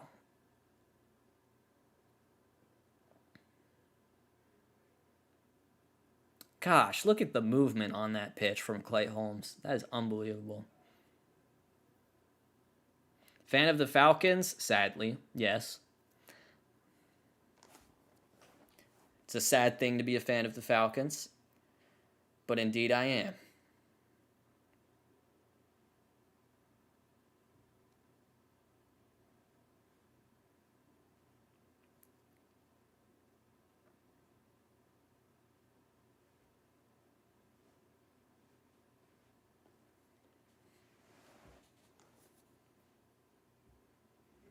I haven't seen the SB Nation, mostly because I just can't stand the thought of reliving it. I mean, I've been a Falcons fan mostly for like probably arguably like the best years of the franchise's existence, and it's still relentless pain. Like I believe that Matt Ryan is the single greatest thing that ever happened to the Falcons. Um, I just love that man to death. As there's a single for Hunter Renfro, and but yeah, I mean, I think that Super Bowl was just, it's like nothing, no sporting event could ever affect you after you see that happen to a team you love. It's like people are like, "Oh, the Braves blew it and they did 3-1 and it's like, dude, I watched I watched the New England Patriots come, they were down 28-3 in the Super Bowl. It's just nothing else is even comparable to that game.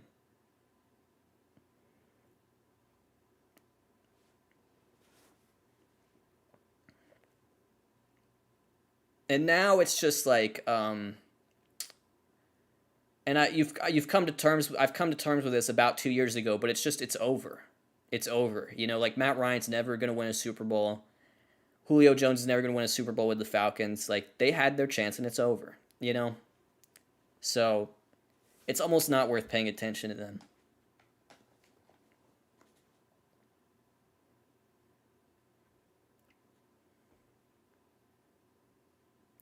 Did you get into the Hawks at all or no? I'm a fair weather Hawks fan for sure. Like I got into them this year, and I got into them a little bit last year. I'm just not a big basketball fan in general, but I did definitely enjoy the Hawks this season. I have nothing but really positive takeaways from that season. They did a great job. I think probably for the Hawks, it's like they've got to convince a superstar to come and save them, basically, because once they do that, they're going to be golden. But I don't really know the finances or how that's going to work. You're a Fairweather fan? I'm a Fairweather fan of the Hawks, I would say.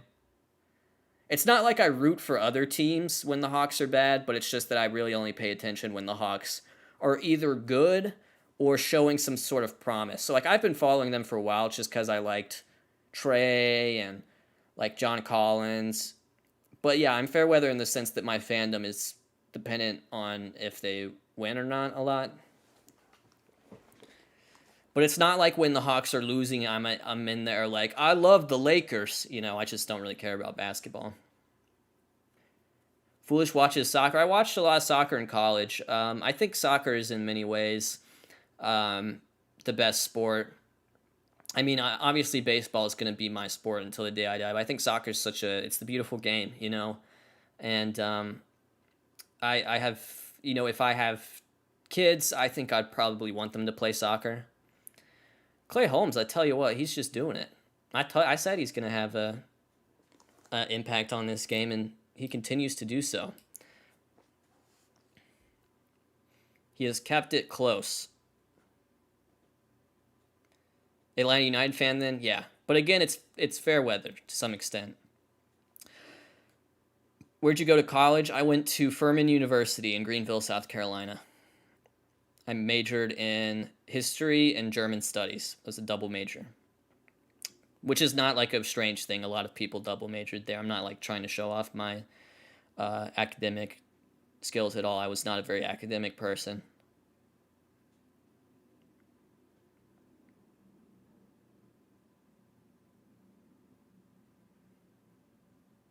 Which European soccer team do you support?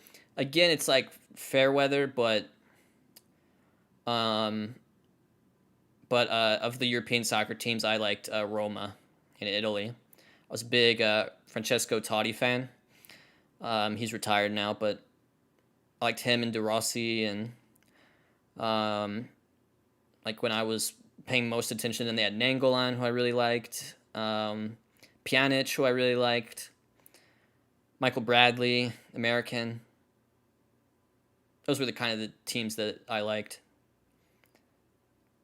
For Germany, I liked St. Pauli, which was they wouldn't like me saying this, but that was like the second biggest team in Hamburg, but I think probably the team with the more passionate fans.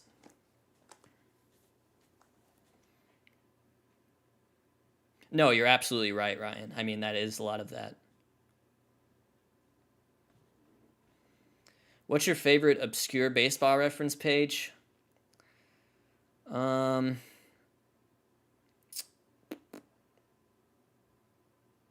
hmm.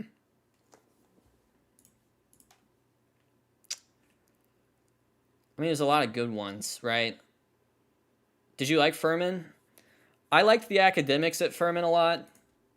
I felt really engaged with my studies. Um, and yet, maybe some of the social scene stuff, I maybe didn't quite. I think Furman definitely has like a type, and I wasn't quite sure if I fit in with that type. But yeah. But I overall I would say I had a positive experience at Furman. I went to games at Clemson. Sometimes I'd go to their football games, so I do have somewhat an affinity for Clemson football. Um, it's interesting with what's happening with the Jags right now, and I think it may be sorted out soon. But the Jacksonville Jaguars have pitted, um, you know, my tendency to root for Trevor Lawrence with my tendency to root against Urban Meyer. So it's been very difficult. So if Urban leaves, then I will know that I can just kind of enjoy the Jacksonville Jaguars. But it's difficult because I want to root for Trevor Lawrence because I like him, but I don't like Urban Meyer.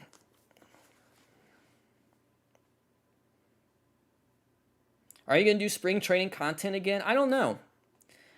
I would love to get out to Arizona. I think, one big thing I really like to do is the winter meetings.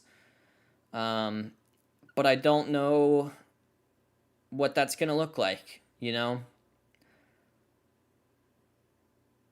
I don't know if everyone's going to be all touchy-feely indoors. I just don't know what it's going to be like. And when you're doing content, you want certain levels of access or else it becomes difficult, How come you never in the chat of the YouTube game of the week? So I did it when they first launched it, that YouTube game of the week chat. And look, I have nothing against those guys, but I just didn't enjoy it that much. I felt like spots for that are better for like up and coming type YouTubers in the baseball YouTube scene. So I've just kind of I just abstained this year. It's not like I wasn't invited or anything. I just want something that interested me.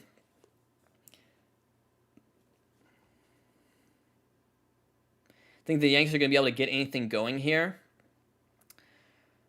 I would like them to. I mean, just for the sake of this as a spectator experience, right? I think with their lineup, they're capable of producing a rally for sure. Even if we're seeing some Andrew Velasquez, Brett Gardner, Kyle Higashioka, You got your eye on any Pirates prospects? Absolutely. O'Neal Cruz is definitely one that's jumped on people's radar since his call-up. Came out and crushed a ball 118 miles per hour and then also hit a homer on a ball that was like 2 feet off the ground. And my O'Neal Cruz take is pretty simple.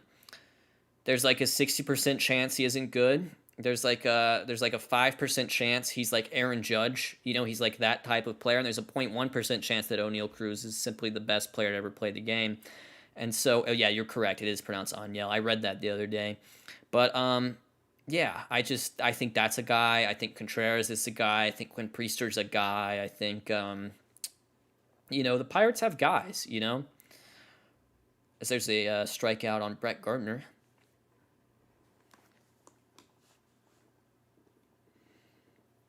Why is Brett Gardner still playing? Because he has more WAR than Yadier Molina. Excited for Torkelson and Green? Kind of. I'm probably more excited for Green than Torkelson at this point. I'm not like a Torkelson hater or anything, but I feel like a lot is going to be heaped on to Green. There's a well-hit ball, but it's caught. So 1 pitch out there. 2 away. No runners on base. We're almost halfway through this game, theoretically. And we're going to be looking at maybe an hour 40. So that's really good. That could be 3.5 hours, which would probably be the fastest Red Sox-Yankees game in MLB history. This game is boring. I kind of agree, but I would like to see the Yankees get back into it.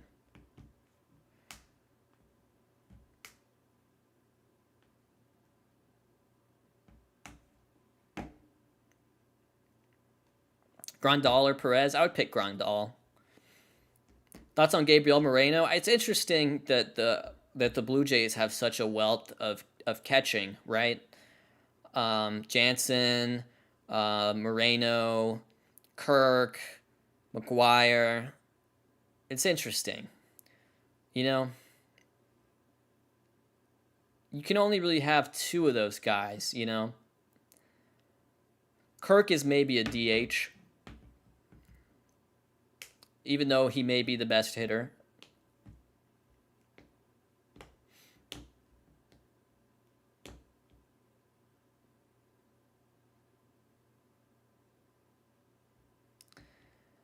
Eovaldi looks good.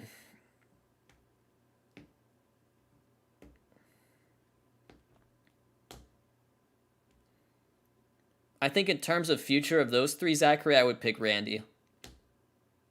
But Mountcastle has surprised me a lot this year. I've been really impressed with the second half that he had this season.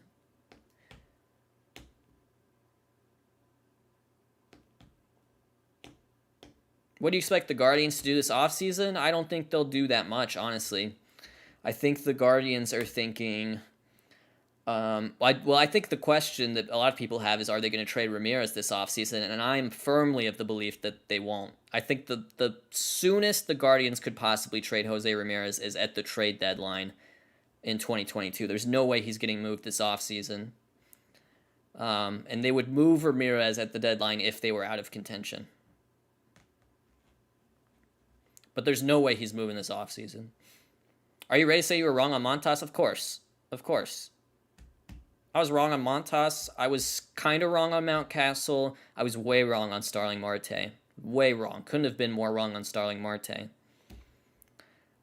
Here's the thing about like prognosticating in like sports media. I want you all just to sort of think, you know, that who's that guy in sports media who's always right? You know what I mean? Like he has his takes, he has his predictions that he makes, and then he comes out and you're like, that guy's always right, or that guy is almost always right. Who's that guy? You know, who's the guy that comes to mind for you that's like, yes, that's the guy that always has the right take. He's the right speculator. The thing is, there's nobody. There's nobody that should come to mind. You know what I mean? And it's because at the end of the day, and I think I'm guilty of this as well, you know, I'm going to focus more on the things I got wrong than the things I got right. And I think in terms of like y'all holding me responsible, it's the same thing. You know, you're going to be like, hey, you were wrong about Frankie Montas, you were wrong about Starling Marte, whatever. And that's going to, you know, be part of it. You were wrong about the Minnesota Twins in a hilarious way. You know, but that's just part of it, you know. And then when you think about, well, he was right about Austin Riley or whatever, you know, it just doesn't have the same impact, you know. So that's just part of it. But there's no one in sports media that has a really good track record if you think about it. You're just hoping to be right more than 50% of the time, I think.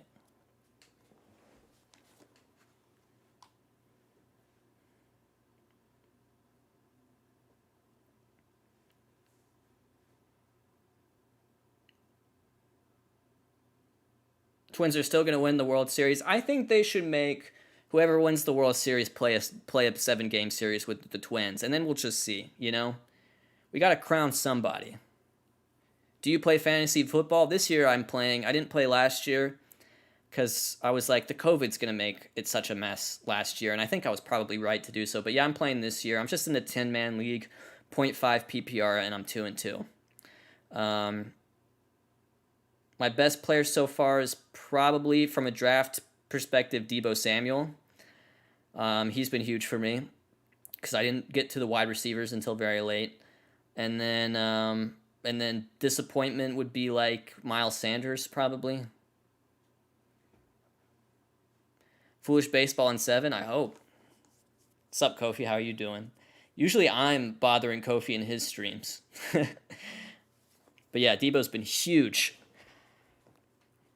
I wonder what Deebo's going to be like with Lance. He did catch like that long touchdown, but also that was such like a broken play. And then he did catch the other touchdown, but I don't know. I kind of think Jimmy G was better for Deebo than Lance will be, but we'll see.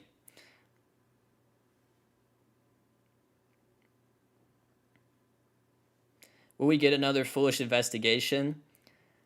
Probably not. Sevi.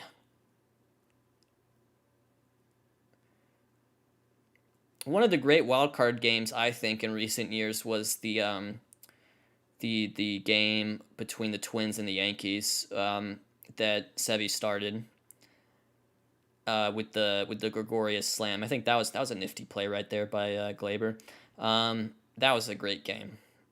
I would much rather be watching that game than this game. No, I'm just kidding. Yeah, guys, Garrett Cole was just the opener. What? It's like the Rays, guys. You guys like it when the Rays have a pitcher and he comes out and he throws like 2 or 3 innings. They might do that with McClanahan or Boz, and you're like, oh, this is so smart. The Rays are so smart. Oh, they're so advanced and analytical. Oh, I love them so much, and they don't have any money. And then when Garrett Cole gets pulled in the 3rd inning, you're like, these guys are dumb. Okay, to me it seems like a double standard. You know? Garrett Cole is the opener. Clay Holmes, Luis Severino. I'm sure this was the game plan. I'm sure the game plan was to pull Garrett Cole with runners on first and second after he got 6 outs.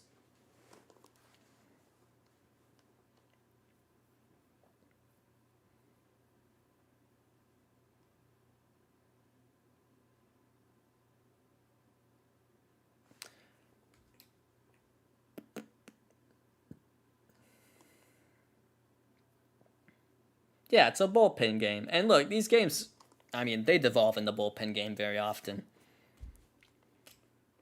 Shane Baz Clanahan.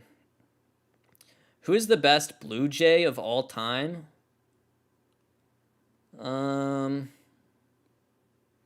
Best Blue Jay of all time. Maybe Roy.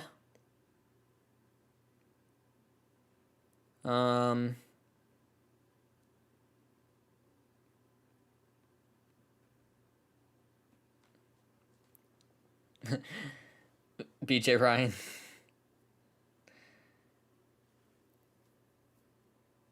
Dalton Pompey. I think the best Blue Jay of all time is Frank Catalanato. Who deserves AL Manager of the Year? Chris, you want to see the monster hot take? Do you want to see the monster hot take on AL Manager of the Year? This is the biggest monster hot take of all time. Do you guys want to hear the biggest, the quakiest take of all time for AL Manager of the Year? Are you ready? Are you ready for who I think it... Here's the thing. So my belief is that managers don't have a huge impact on winning or losing. But there is, one player in particular in MLB all year whose usage has made a big difference for their team. And that player is Shohei Ohtani. And there is one manager who took the leash off Shohei Ohtani. And taking the leash off Shohei Ohtani has had a bigger effect on winning and losing than possibly anything that any other AL manager could do. So is it Madden? They never used him like that before. It never worked out. I'm telling you. You can talk about, Scott Cervais made he won all these close games, and AJ Hinch, and they beat their win projection, blah, blah, blah. I'm telling you, in terms of how you use a player, there was no bigger decision made than to take the leash off Ohtani, and look what happened. I'm just saying, dude. I don't really believe that, but it's fun to argue. Like, if I were, on First Take, like Stephen A., and I had to have a hot take, that would be it for sure. That would be my take.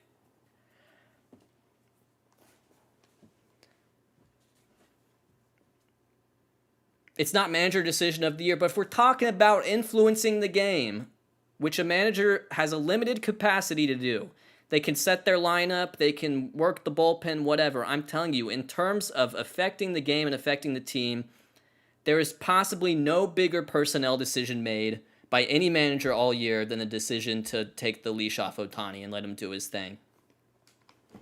That's all I'm saying. Yes, he's definitely a top 15 manager in the American League. I agree with that. And then NL Manager of the Year is Craig Counsell. Craig Counsell should win every year. Craig Counsell is the only good NL manager. Craig Counsell is the only good manager, period. Managing is 29 guys who are like, that's fine. And then it's Craig Counsell.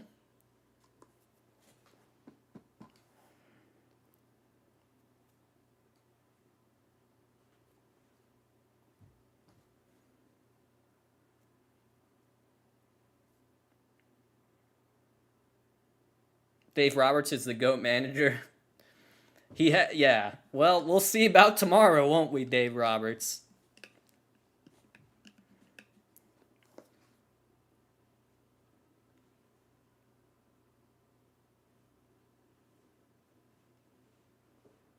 Carlos Beltran, yeah. Dude, the Mets gotta hire Beltran. I'm saying, dude. They never should have let Beltran go. They got like weirdly peer pressured on that. The Wilpons who are so like no amount of public pressure or criticism had any effect on anything they ever did except for the Astros scandal and Beltran, and they were like, okay, I guess we'll just part ways mutually, and we'll do Rojas now, and you know what I mean? It's like, what a weird thing. They, you know, they had Marisnik, they had J.D. Davis, they offered Springer a big contract this offseason. You know, those guys were in the same position as Beltran on that team. They were players, you know? And now you look at it, Cora, Hinch, they've served their suspensions. They're back in the game. Just do it right. Get Beltran, you know? If he was good enough to hire once, he's good enough to hire again, I think. Angels team MVP Ohtani or Stassi? Patrick Sandoval. Ooh, we got ourselves an Odor sighting. Odor is the MVP of the Yankees, in my opinion. What has happened to Rougned Odor is nothing short of a miracle.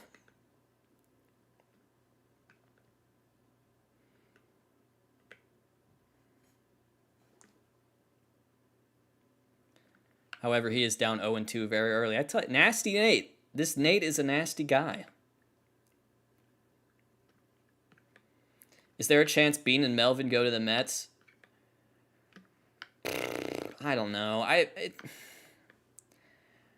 There's zero chance Epstein goes to the Mets. I'll say that. I can say with full confidence that there's absolutely no chance they'll get him. Strikeout. 3-pitch strikeout.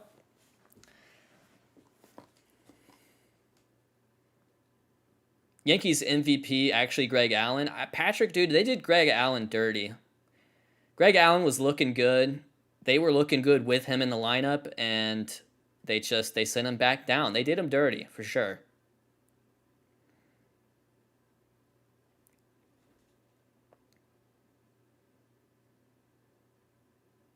Where could Epstein go? He's not going anywhere. I think if he's still working in commissioner's office, I think he will stay out of the affairs of front offices for at least another year. And if he goes somewhere, it could be beyond baseball. Rizzo sends one down the line. It is a home run. So Rizzo puts the Yankees on the board. They get one back. I'm rooting for that, honestly. I would just like to see this be a ball game. Good job there by Rizzo. Just pulled that one down the line. 105 off the bat, 28 launch angle, 408 feet, and it's a home run, and it's 3-1.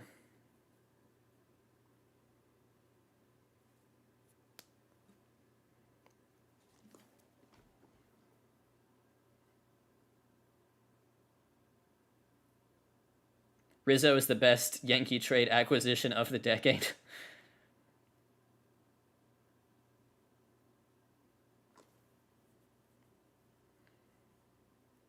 Epstein is going to the Tigers when Avila retires. Yeah, how many pizzas from Little Caesars will he get as part of that deal? Who's your NL MVP? I think it's Harper. Harper led WRC plus, and I think he had. If Soto had led WRC plus, I would probably say Soto. Harper's also has, I think, just like I think the media is going to be more interested in giving him the award, or even someone like Tatis the award, than Soto. So I think I want Harper to win, and I think Harper will win.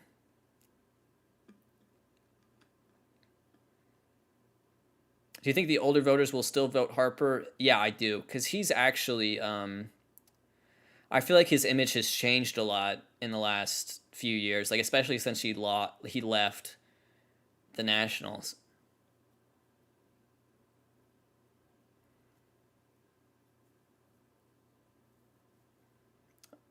Is that it? All right. Is that it for Nasty Nate? That's it for Nasty Nate. Well, got the job done, I must say. Curious to see from a personnel perspective how the Boston bullpen handles this. You know, could we see I know it's playoff short leashes. Could we see you know, I kind of wonder if we see Tanner out the pen, you know, at some point. Maybe not this game, but if they get beyond that, I think that could be a big X factor. Pavetta, another sort of a good example of a pitcher in a similar circumstance.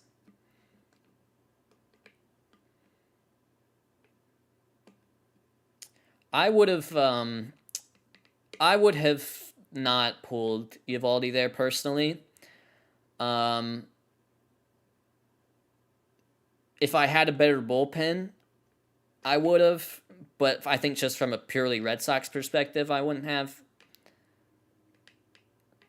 You can see it right there that single to Aaron Judge was negative 42 degrees, 0.06 xBA. So really the only time he got crushed was the Rizzo homer. So I get it, but whatever. I mean, it's the playoffs, guys. It's short leashes, and it's a must-win game, so you can throw out whoever you want. Right now, it is 78 for Boston, 21 for the Yankees. It was, I believe, at one point 89 for Boston, 11 for the Yankees, so it has come back to some extent with that Rizzo homer and Judge single. Because you look at it right now, and it's, you know, this is high pressure. The tying run is at the plate for the Yankees right now. So one pitch could really change this ball game.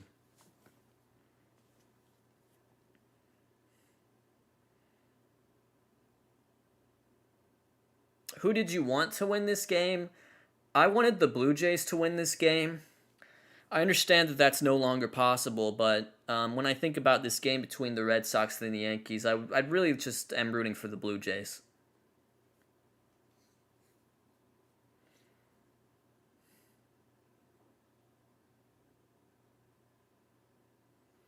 So it's going to be Ryan Brazier.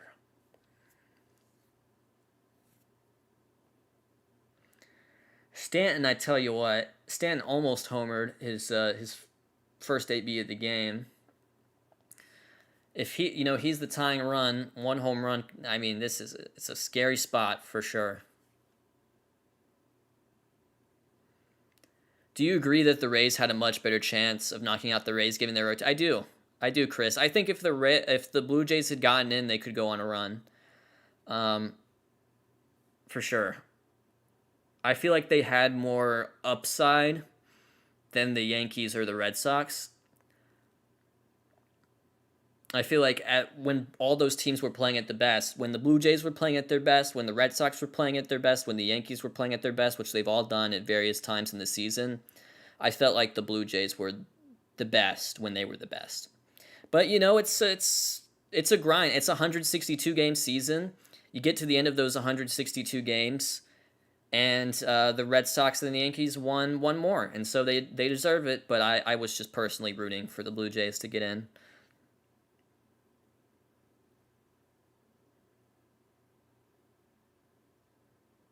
Do you really think the Blue Jays could have got to Matt Wisler, though?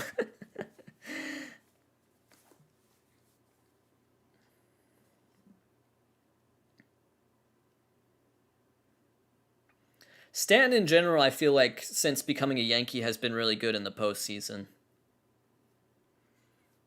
I feel like there's just been... Oh, well... That's off the monster, at least. Yes, off the top of the monster. Will it score a run? Coming home, and he's out. The relay throw. Wow, is that a good send with one out?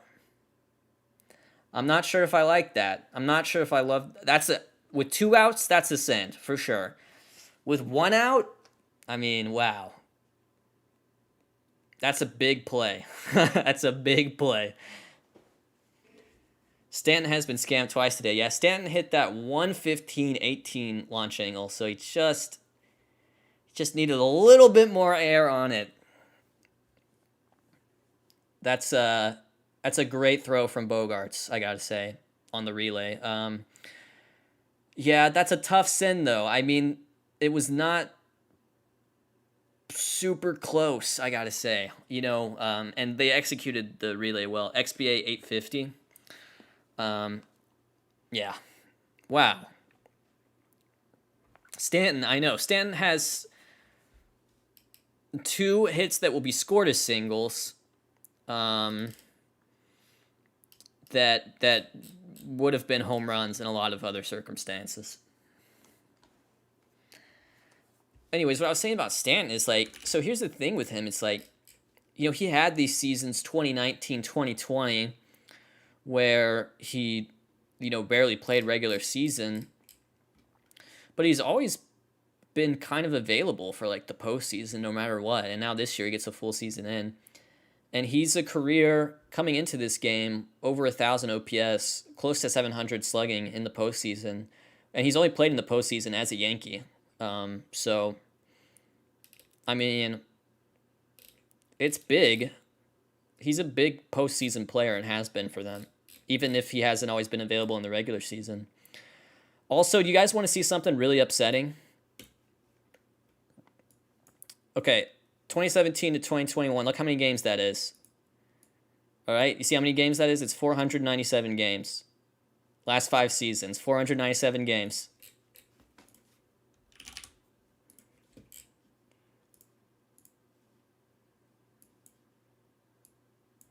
$477 games.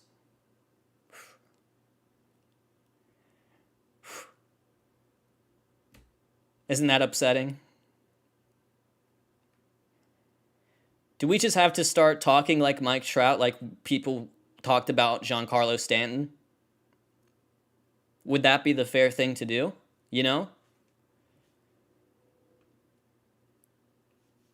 I'm all about being fair.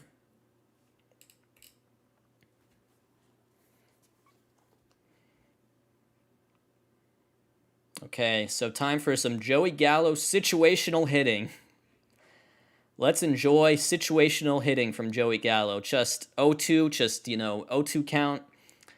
Let's enjoy they're all going to be, all those Yankee fans are going to be saying, hey, just put the bat on the ball, Joey, choke up on it, 2 strikes. Let's enjoy some situational hitting from Joey Gallo.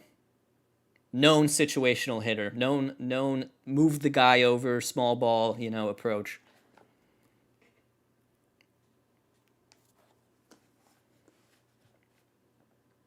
And it's a very high pop-up. That'll do it. Man, the Yankees had such a chance to get back into that game,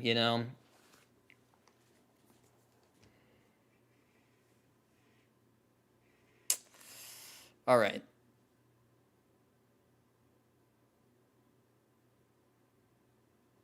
Tell you guys what, I'll be back in a minute, okay?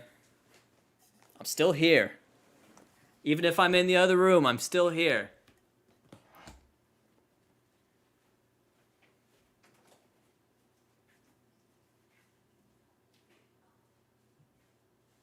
I'm still here. I don't know if you can hear me, but I'm still here. I didn't leave you. I would never do that. I would never leave you.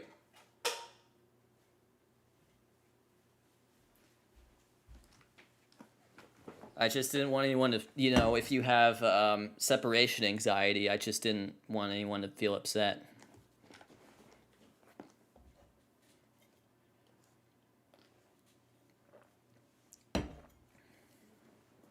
Everybody panic. Naplajoué, good eye. We've got Naplajoué. I don't think the others are in frame, but Rue Waddle's there too. But yeah, isn't that upsetting about Mike Trout? I mean, the way some of these people have talked about Giancarlo Stanton ever since he joined the Yankees. He's made of glass. Is it only fair to talk about Mike Trout that way? I don't know. I don't know. I hate it too.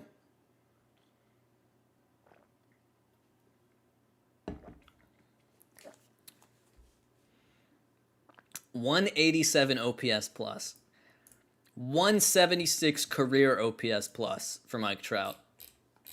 176. Juan Soto this year, 175. It's every year with Mike Trout. So everyone's talking about how amazing it is. 175 OPS plus for Soto for this year. 176 for the career. 187 in the last 5 years.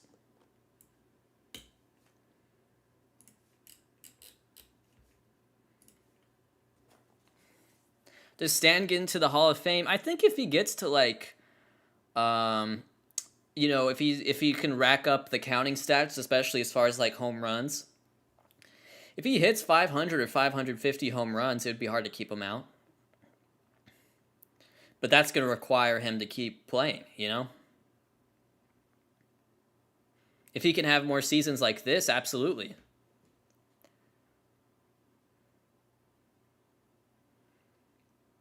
Viewing party for the NL. So, I got to be careful here.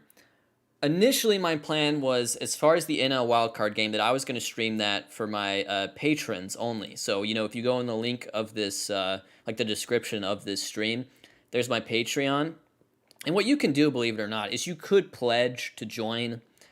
And then as long as you cancel by the end of the month, it won't charge you. It charges you on the 1st of every month. So it could cancel, as long as you cancel before November 1st, you wouldn't even get charged. So you could do that. And I mean, if any of you all are, interested in supporting what I do, monetarily, especially as we get into this off season when there's going to be less attention on the channel in general, absolutely go onto that Patreon. I do a monthly Q&A on there. That's exclusive. But I'm pretty sure I'm still going to do that, but I might talk to my Patreon people about it, because what I may very well do is just make that NL wildcard stream public again tomorrow, because I'm having a lot of fun doing this. It just depends on what they want. I think if they're willing to open it up and then maybe I can still do something else for them that's more exclusive, then I would definitely stream NL for everyone tomorrow. But yeah, it just depends on how I'm feeling and how they're feeling. How are you able to do exclusive stream on Patreon? I think what I would do, Waffle, there's 2 ways to do it.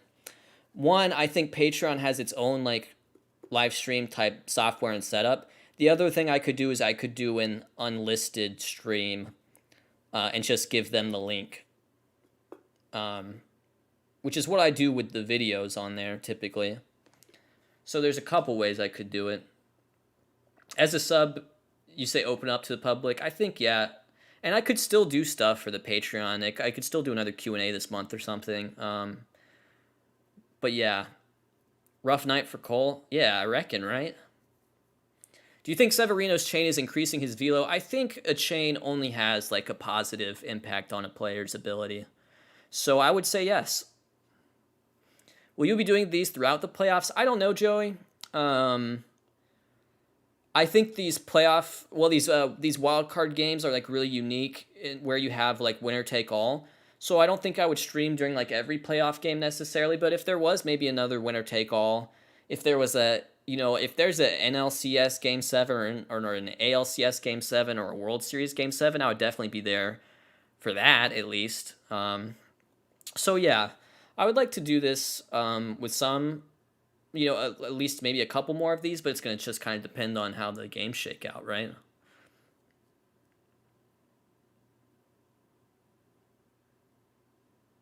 Would you consider streaming during every World Series? I don't think I would, Toby. But maybe I would. If I'm gonna be watching the game anyways, I might as well, right? So it just depends. Because a lot of times, the game will be on, but I might be working on a baseball bits or something. And so time spent streaming would be time spent not working on baseball bits, which is, as the saying goes in my household, which I'm the only member of my household. This is my apartment. The bits pay the bills, as so to say. So, you know, it just depends. ETA for the next baseball bits, I would love to get it up by Monday. I don't know if that'll happen, but I would love to get it up by Monday. Looking mighty thank you, Omar. What's the best baseball snack? Probably me. Do you usually watch games at your PC? I like to watch them. I don't really have like a preference. I watch some on my PC. I watch some on my phone. I watch some on the TV in my living room. I think it's spread out fairly evenly. Nelson Cruz Hall of Fame? I don't think so, because I think the steroid thing puts a damper into it. I don't know if he would be a Hall of Famer otherwise, but I think the steroid thing, it just kind of ends the discussion before it really begins with him.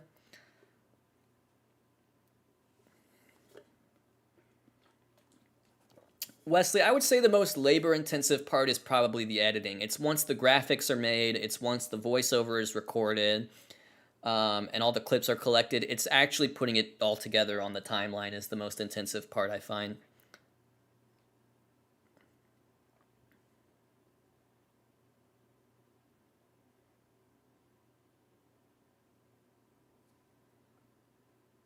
Sadly, he'll be remembered for 2011 only. I disagree, AJ.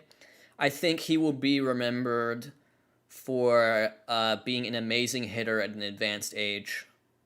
I think what's happened, what he's done these last few years, has fundamentally sort of changed the way he'll be remembered ultimately. I think people will have very positive memories of Nelson Cruz, even if he's not a Hall of Famer. Is Oniel Cruz actually legit Unabomber? I think what makes him legit is that he has an upside that few prospects have ever, really. So I don't know if he's legit, but the idea is that he has this superstar upside. Is voiceover work hard to do? So I recorded voiceover yesterday, and generally for me, I would say it's difficult. It takes me about an hour to record about 15 minutes of voiceover, and I just kind of have to stay in a good mood, because it can get frustrating when you're reading off the script and you're reading a line for like the 5th time, but you can't quite say it right or how you really want it to. So I would say that can be difficult, but it's really only an hour. So, but it's a difficult hour. You have to be in a good mindset to do it, I think. How strictly do you follow your script? Very strictly, but sometimes I'll change things up, because sometimes I'll write a sentence that sounds good when I write it, but then when I say it out loud, it's like, that's a bad sentence, Let's change up some of the wording here or some of the grammar here, because when I wrote it, I thought that was a perfectly fine sentence, but now that I'm saying it, it's very clunky. So I would say probably 98% of it is as written, and maybe 2% of it is I have to sort of change on the fly. Do you care that I watch all your vids on 2x speed? No, I don't care, but I'm perplexed by it, to be honest with you.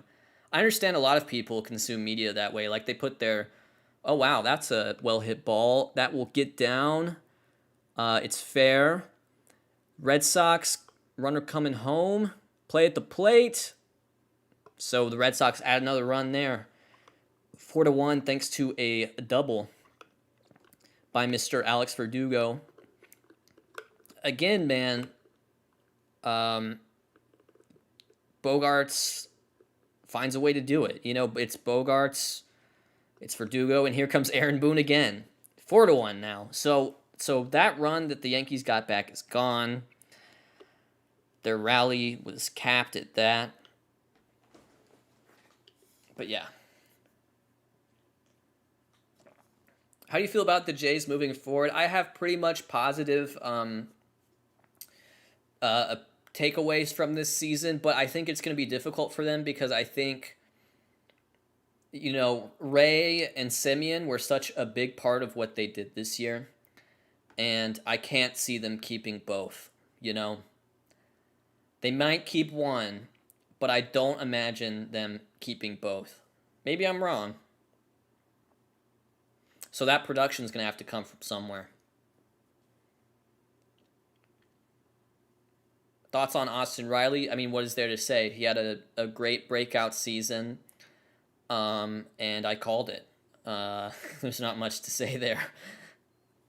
Who's the Giants' ace this postseason? I think it is Webb. I think Webb has just really shown something in these last few months, and I think Gosman probably does. Gosman have some like postseason experience with like the Orioles and maybe even my Braves too, I guess. But has Gosman pitched in a postseason?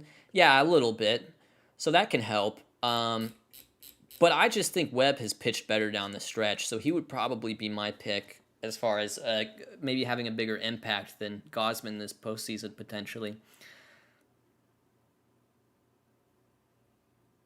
Do you think Riley can sustain his success? He was very BABIP-y this year, I found. I think his batting average will probably come down, but I think overall he's going to be like a good player, you know? So for the most part, I'll say yes. If you stream on Patreon, could you be able to show the live game? I don't think so, Toby. I just try not to risk it, you know? Who would be easier to replace, Robbie or Marcus? I think it would be easier to replace Marcus's production. But the thing is, I don't know if Robbie in 2022 is going to be like Robbie in 2021. I feel more confident about Marcus in 2022 being like Marcus in 2021. But when you look at the Blue Jays, even though they traded Austin Martin, there's still a possibility long term for them of an infield that's like Bichette at short, Jordan Groshans at like second, or Biggio at third, Guerrero at first, or something like that. So I don't think that maybe necessitates re-signing Simeon if that's the direction they want to go long term. So yeah, so maybe the harder one to replace would be Ray, but I would say Ray's production would be hard to replace. But I don't know if the solution to replacing Ray's production is actually Robbie Ray, if that makes sense.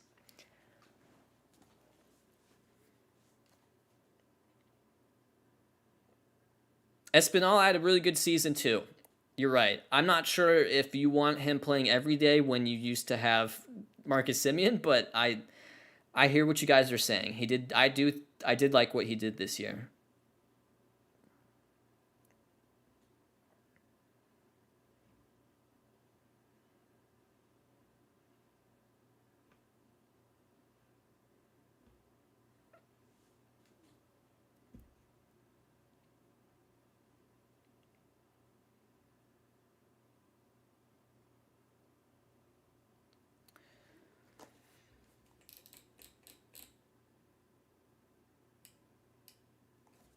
So a 3-0 count here. A walk wouldn't be the end of the world. I think there's going to be people are going to be careful, but I mean it's tough to put another runner on base when you're already down by 3 in this situation. Bailey, thoughts on Sigma males?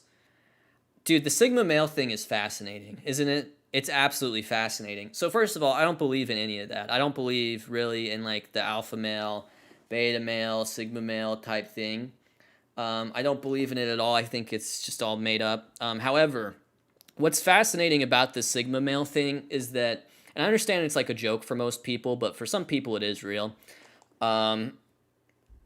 Sigma male, they had to invent a new type of male who they were like, okay, it's these people who have been telling themselves, oh, I'm an alpha male. I'm an alpha male. That's who I am. But then they realized something that was difficult to come to terms with, was that they were obsessed with being alpha males. They went on all these forums that told them what alpha males do, and they read all these websites that were going to teach them how to be an alpha male, but they realized that an alpha male means being the head of a pack. It means it's like if you're like a wolf or a gorilla and you're the head alpha and you're the head of a pack, and it becomes difficult to convince yourself that's who you are when you don't have any friends. So then they had to invent a new type of male called a sigma male, who has pretty much all of the characteristics of an alpha male, except this one is allowed to not have friends. That's kind of a lone wolf type deal.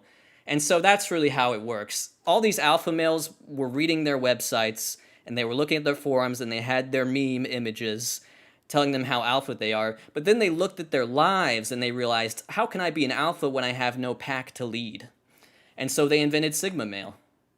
And that was the solution. I find it very sad. So I think that's what's happened. And I know for like 95% of people it's a meme and a joke, but for some people it is real. It is real to them. Those people should find solace in the fact that it's all fake.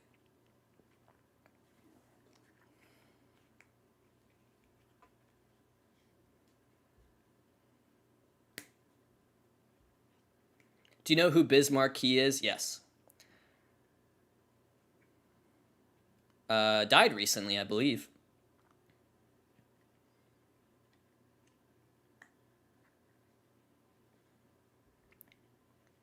I see a lot of ligma males out there, but that's different. That's a different thing.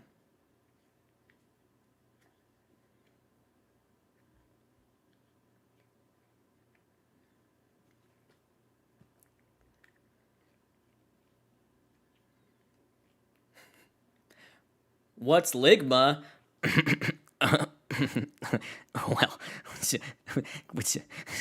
wait, you gotta, dude, I can't believe you fell for it, dude. So 92.5% for the Red Sox to win this game, guys.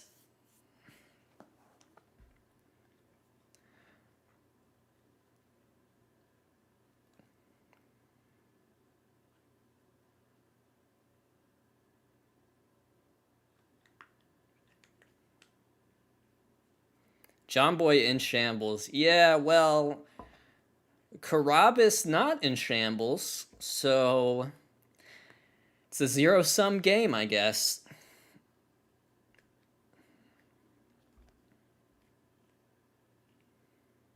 John Boy gonna have John Boy after the game, John Boy, it's gonna be like, my mental, a breakdown. Who has the best hair in baseball?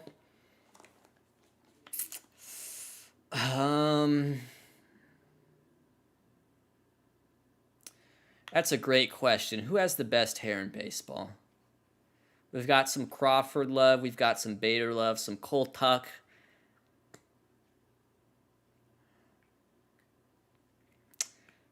When my hair is long, it's pretty good. I think it would be at least in the 90th percentile when my hair is longer. Right now, it's not as good. I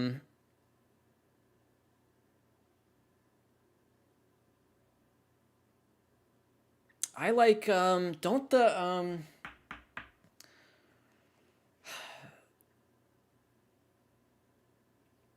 I don't want to get it wrong. I feel like one of the Dodgers, like, pitching prospect type guys has excellent hair. Not Dustin May.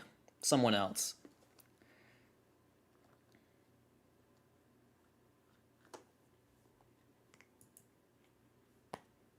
You know who had the worst hair in baseball? When Manny Machado had those weird, like, that was the worst hair in baseball. That I can say confidently. This is also pretty bad, I must say. And what he's got going right now isn't bad. I don't find it disagreeable in any way. but mistakes, I believe, have been made.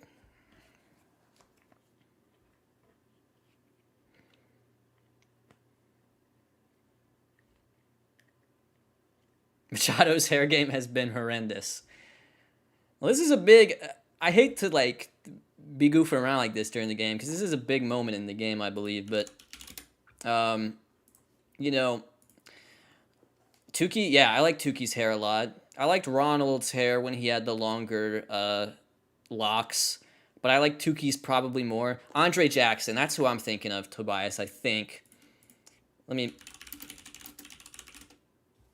Daggers. Does he have good hair? Yeah. This is really good hair, I think. And I love the beard too. And I feel like there have been times where he's had it even like crazier than that this year. Yeah, this is great hair, I think. Well done by Andre Jackson. People are all about Dustin May, and I respect what Dustin May is doing. But this is good hair. Marsh's best beard, I think. But maybe not best hair. So 2 outs here, 2 runners on. The thing about Dustin May's hair is that it's very memorable, but I'm not convinced that it's good, you know? It's certainly not bad. It's ambitious. You know, you respect what he's doing. You respect that he has a look. But is it truly good? I don't know.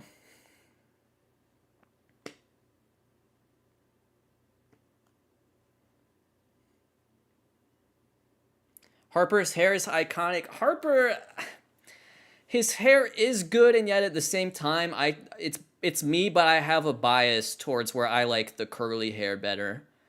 I think just a nice curly flow. I'm not sure that the best hair in my book can be straight hair, even no matter how luscious and thick it is.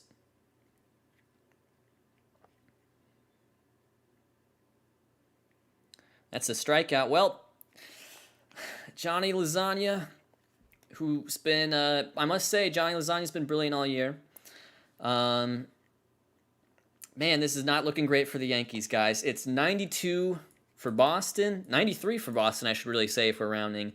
7 for the Yankees as far as the win probability.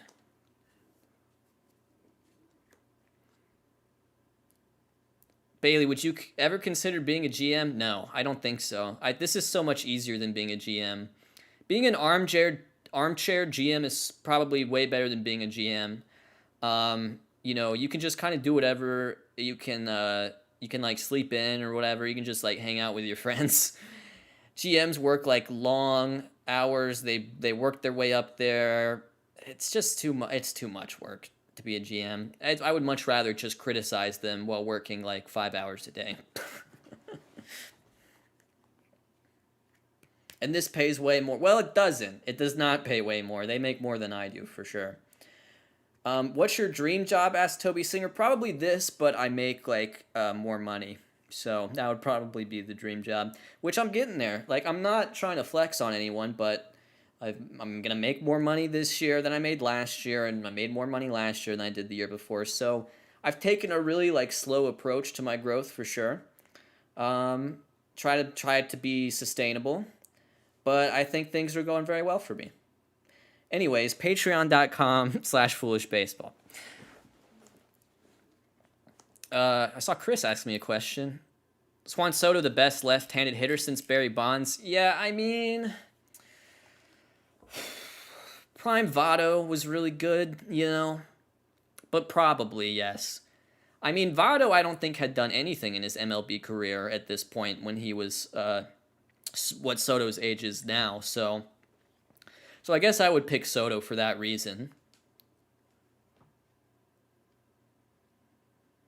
I mean, Votto was a college guy, and Soto's 22 now. And I think Soto will be 23 on, like, the 7th? No, his birthday's not till the 25th. So, but yeah, he's still 22. Why do you hate Adley Rutschman? Why do you think I hate Adley Rutschman?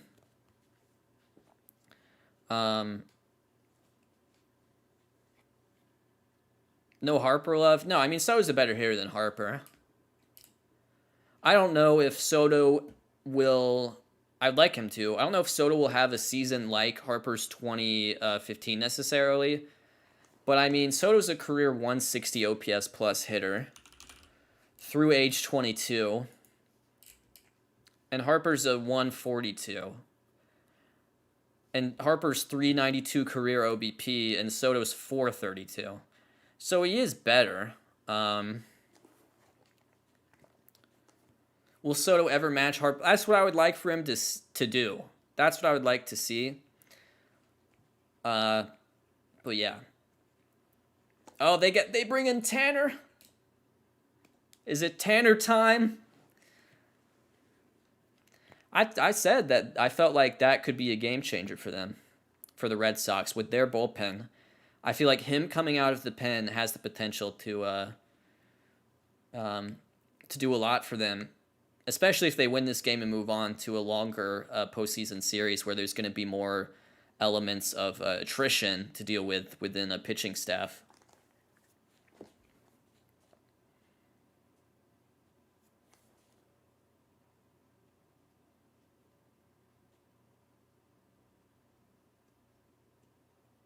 Yeah, Glaber at the plate. Do you like Jesse Chavez? Yeah, I like what he's done with the Braves this year, Aiden. I think he's brought, they just needed innings, and he's done that. He is kind of the Chad innings eater, and it also helps that he's pitched well. His results have been good. So I'm not sure how happy I will be to see him in the postseason in any scenario. But I feel like he's better at doing the Josh Tomlin thing than Josh Tomlin was, if that makes sense.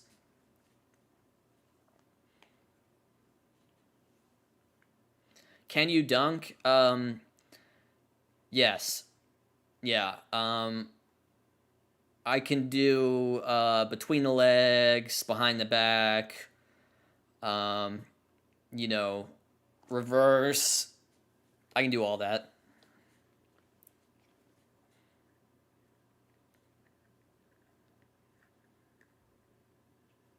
How tall are you? 5'6". 5 feet 6 inches. What do you think the archetypical foolish baseball fan is like? I think they're probably like me, Kanav, except maybe a little bit younger. I think they're people like me, but maybe a few years younger. That's a well hit ball by Torres, but caught by the center fielder. So, Yankees are running out of outs. I'll put it that way. We're in the top of the 7th here. The speed at which this game has moved has shocked me. We are 2.5 hours in, but I thought we would probably still be in the 5th or the 6th at this point. So I'll take it. Who do you think wins NL MVP? I think Bryce Harper will win. We're not doing sub 3. There's no point, but I think 330 is possible, which was what I had at sort of the bottom. That was like, I thought the fastest this game could go is 3.5. That would be like the absolute. That would be like the Mark Burley version of this game is 3.5 hours, and this may go 3:45, so it would be close. I'm 26. I turned 26 in August. Are you doing this for every round of the playoffs? I think, Logan, it's going to be select games. These wildcard games are better than the average playoff game because it's winner take all, So certainly not every playoff game, not every playoff series. But if there's a winner take all game like this in the future, like if there was an ALCS Game 7 or an NLCS game, yeah, I'd be all over that for sure, dude. But it depends. How close do you follow soccer MLS? I'm well aware of like United and what United do, I would say, Alex, but not my knowledge of MLS as a league is very limited. What do you think about MLB putting games on weekdays during the day? That's part of it. You want to stagger the start. You know, if you have a day with 4 playoff games, they all can't be in prime time. So I think it's fine. I'm going to game 3 of the NLDS on Monday, which between the Brewers and the Braves, which is in Atlanta. And I don't think the TV schedule for that has been released just yet, but I imagine that game will start at either 3 or 5 local. And for me, because I don't have a real job, it's fine. But for other people, I mean, that's tough if you're trying to get to the ballpark, you know, or watch the game when it might be starting while you're still at work.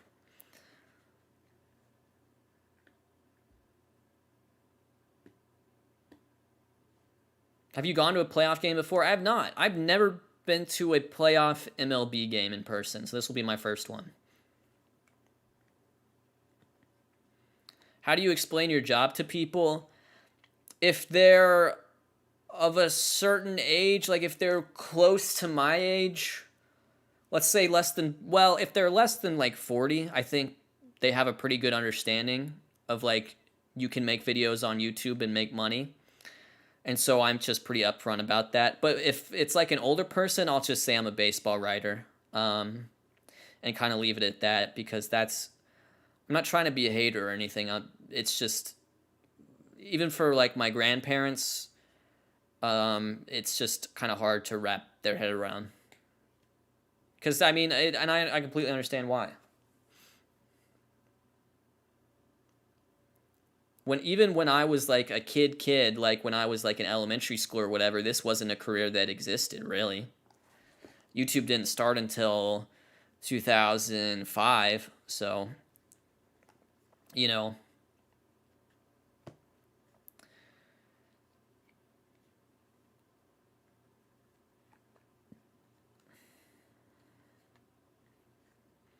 If you could call a game, who would you want to do it with? Joey Votto. Joey Votto. That's kind of my answer for all sort of. If you could X, who would you do it with, Pat? If I know we joke about it a lot, but like if I started like a podcast or something like that, Joey Votto, like that's the dream scenario. I just love him. I love Votto because I think he has such a love for the game's history. Um, that's what I find very admirable. He is, if Joey Votto was not a, Hall of Fame first baseman, he would be like us. And I think that's what I like about him. Joey Votto is so good at baseball. I wish he was real. Yeah, me too.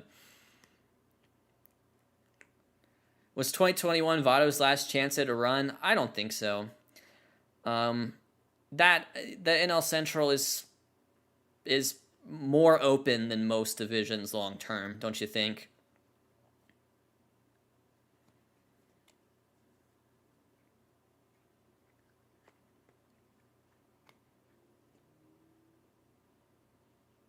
Have you been to an away game as an away fan? I don't think so. I don't think I've ever seen the Braves as visitors in a ballpark. I've been to like other ballparks, but I've never seen the Braves at another ballpark besides Turner or Truist.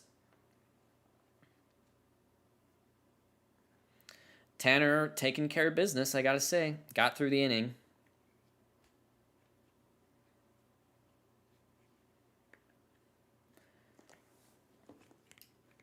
So, Red Sox at 94 to win now. Yankees at 6. I think before this game started, I felt like the Yankees were going to win. But it looks Boston's in a pretty good spot. I don't believe in like trying to jinx anyone's fan base. If you're a Boston fan, obviously you're feeling pretty good right now. If you're a Yankees fan, obviously you're feeling terrible. But Boston in a pretty good spot, and we'll leave it at that.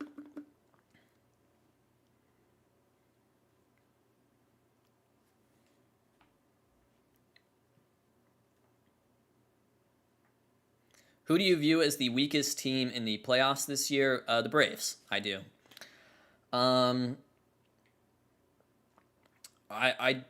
don't think the Braves are uniquely weak in any way. I don't think the Braves are like way worse than the two teams that are playing tonight. I don't think the Braves are like way worse than the Yankees or way worse than the Red Sox, you know. I wouldn't be surprised if they beat the Brewers. I would just be surprised if they got further than that.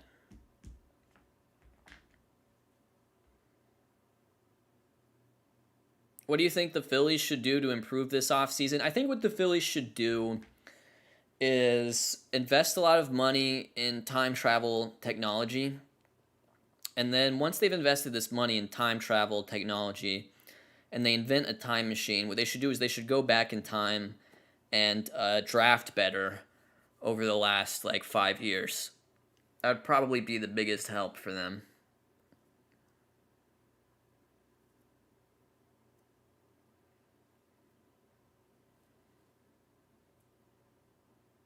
If you were to create the prototypical baseball name, what would it be?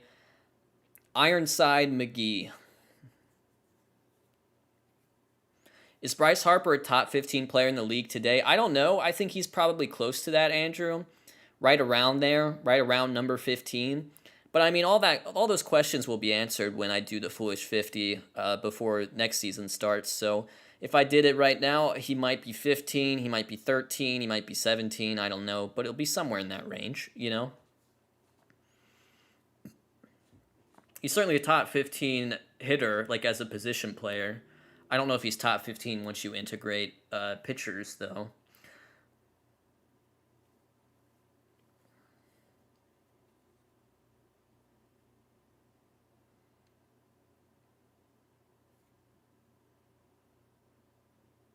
Is it me, or has this past season been one of the best in recent memory? I think what makes us feel that way is that we are just, and I can speak for myself here. Um, what a treat! 162 games, like we've taken it for granted, and I don't know if they'll play 162 games next year, even because of the labor stuff. But what a treat it was just to sit down and watch 162 games this year. That was such a we needed it. It was such a release, you know, in many ways. And for me as like a content creator, just to know that baseball was going to be on for 180 days straight, you know, it's great. So I think that's why. And I think another thing that made this season great is that because I think 2020 had so many unanswered questions, sort of, you know, what teams were real and not, what players and breakout performances were real and not. There was potential for much more surprise in this 2021 full season, and I think you saw it with teams like, you know, the Twins and the Giants. You know, just teams that just completely shatter their expectations one way or another.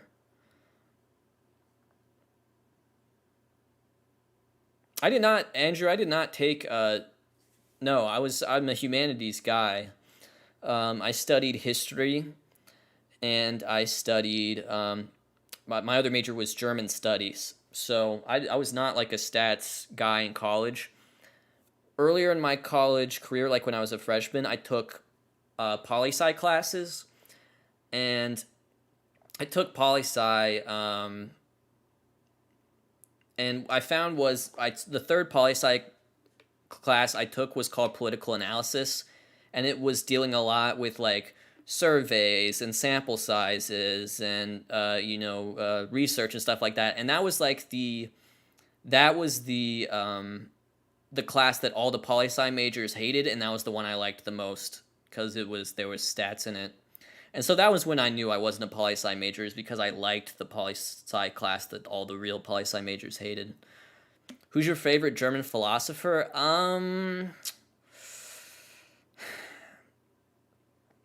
I've always liked Lessing. Maybe Hannah Arendt. I'll go Hannah Arendt then. Yeah, I mean that's more modern, I get, but I mean I think I love her scholarship.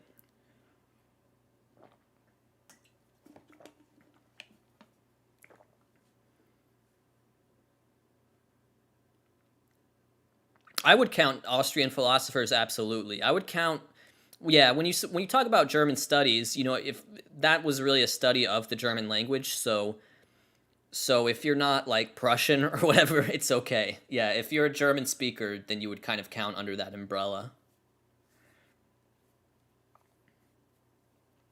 Karl Marx count? Absolutely. He was German. He was a philosopher.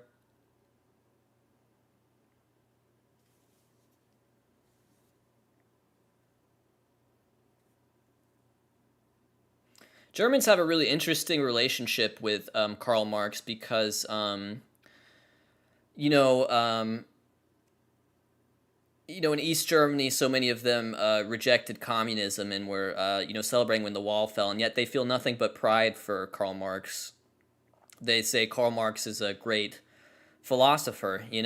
Karl Marx never was, the leader of a country. He was just a philosopher, and so they have this sort of relationship with him where it's like how Greeks are proud of Socrates and Aristotle. Even if you're not a communist or a communist sympathizer, I find that the German people have, for the most part, pride in Karl Marx and his German heritage, which is interesting, right? You don't have to be like a communist there to appreciate like what he did.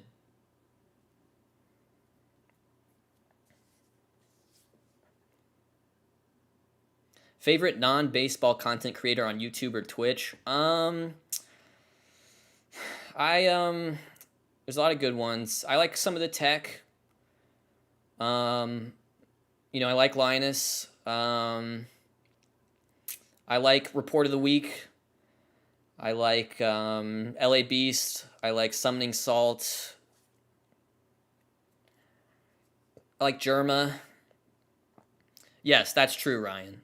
He did.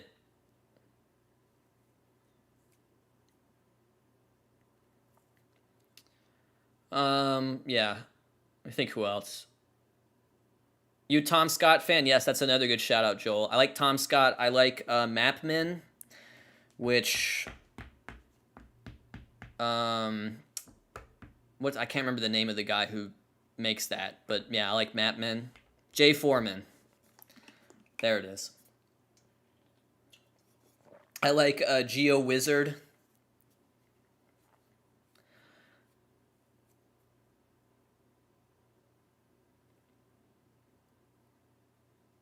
Bailey walks into a bar. What does he order?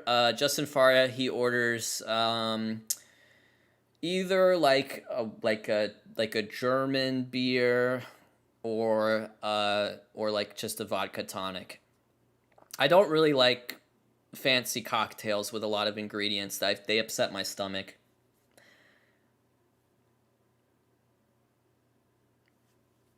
Like at some point when you're drinking, like, I don't know, it's like the alcohol is bad enough for you, but then you talk about all the sugar and sweetener. It's just, I don't know. It doesn't work for me. You look like you probably get carded at bars. I've never not been carded, I don't think. Well, when I was in Germany, I wasn't, but it's a different culture over there. But everywhere else, yes. And yeah, I'm always carded. And I probably will be carded until I'm 40 or something like that.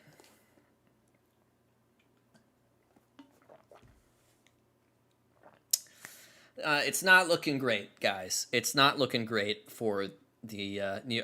I've seen. We need a highlight reel of this game of Aaron Boone coming out of the dugout. He is looking like a pro. Every time he does it, I think he looks better. He looks great coming out that dugout.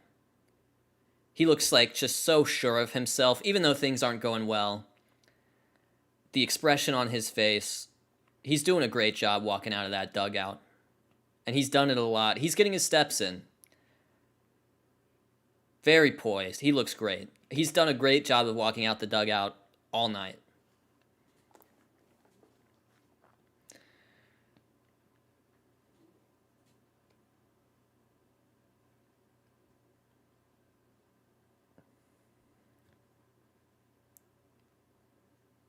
Wainwright Hall of Fame? I don't think so.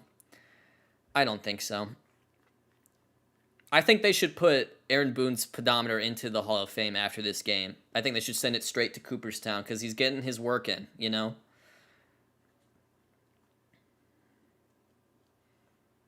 Where'd you go to college? I went to Furman University in Greenville, South Carolina. Favorite German word? That's a good one. That's a good one. I like the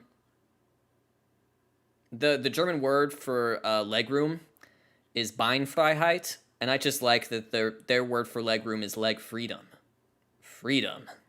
So I'll say that. That's one of my favorite German words.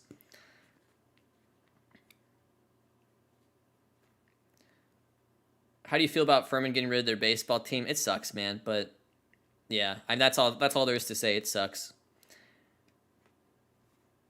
Are you fluent in German? I was much better when I lived there for a year than I am now. I would say my German, if you're familiar with like I'm probably like a B2 level German at my best. I'm probably like more like a B1 now. But one of my goals is to improve on that over the off season. I've always wanted to interview Max Kepler in German, and I know it's kind of a random thing to say. Do you like Kenny baseball? Of course, I love Kenny. I love that Kenny has embraced his baseball fandom in such a public way. I think there's nothing. I feel nothing but joy from that. He obviously the impact he's made on the NBA as a creator has been immense, and the fact that he's bringing that energy to baseball is just it's great to see. And my understanding is that Kenny has watched some of the stuff that I do, and I just feel very proud if I have any role in him, gaining interest in certain players or certain teams or certain stats. That's a wonderful thing. I would love to meet Kenny too. I don't know if it's possible we could run into each other at a winter meetings or an all-star game or a spring training type of deal. I'd love that. Let's see if Boston can tack on here. I mean, this would really put the game away. Devers, good cut at the first pitch. Yeah, you're totally right on that, on Furman baseball. One got to go, OPS plus or WRC plus. This is a hot take. WRC plus got to go. And the reason WRC plus got to go is because it's less forgiving to new fans. And OPS plus is just easier to understand. So I'm an OPS plus man. Even though I think WRC plus, I respect it for being slightly more precise. If you're talking about a hitter's WRC plus or OPS plus for a season, has Devers just put it away? Has he put it away? Nope. Warning track to Gardner. Runners do not advance, interestingly enough.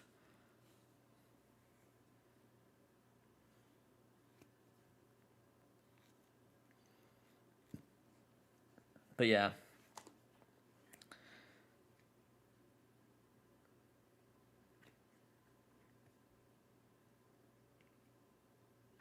Why no tag?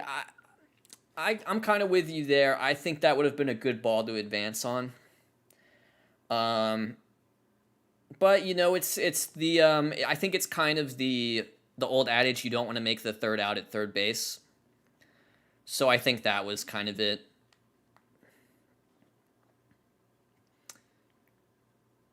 No, I never have, Will. No.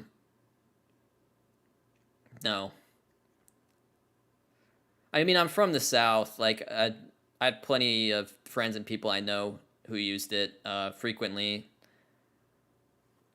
It just doesn't have any appeal. I never saw it as, like, cool. I think cigarettes are kind of cool. I know that's going to be clipped out of context, but yeah, dip is gross.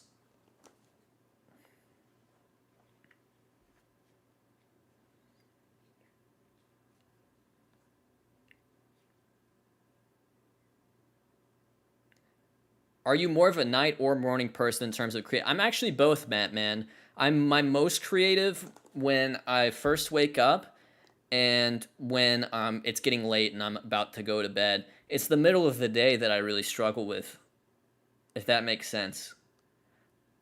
Like right before I'm gonna go to sleep or right after I wake up, I'm generally pre-productive. It's that middle of the day. It drags, man. It does. How old are you? I'm 26.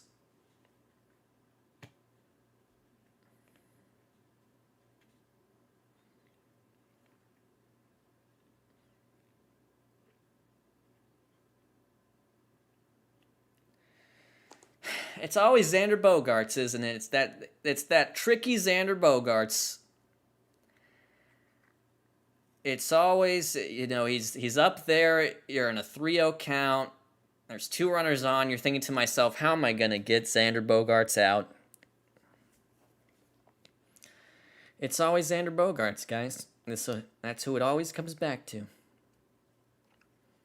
Loveless or Souvlaki? I would pick Loveless of those two. And he walks. Bases loaded.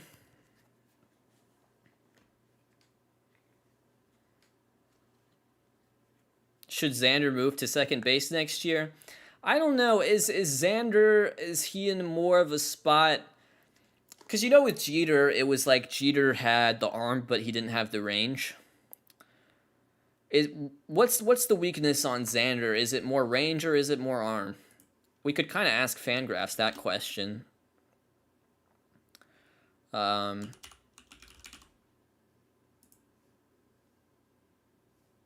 I think Devers has to move to like first base. He's not going to move to short. Is it a range? We can. Oh, wait. Fielding?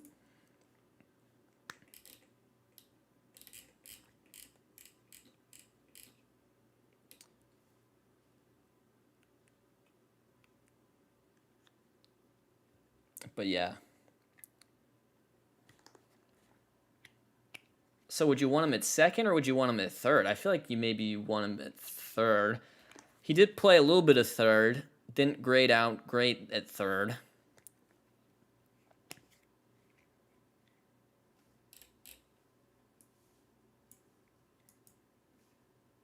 Bo or Xander? I mean, right now, definitely Xander.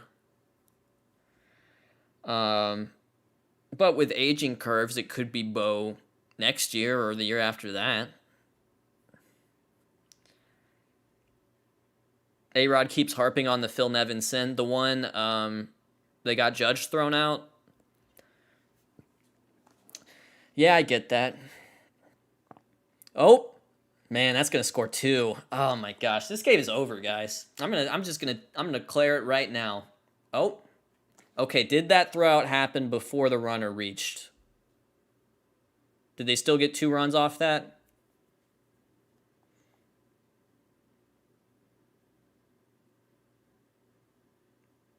Is it confirmed Red Sox got 2 runs off that?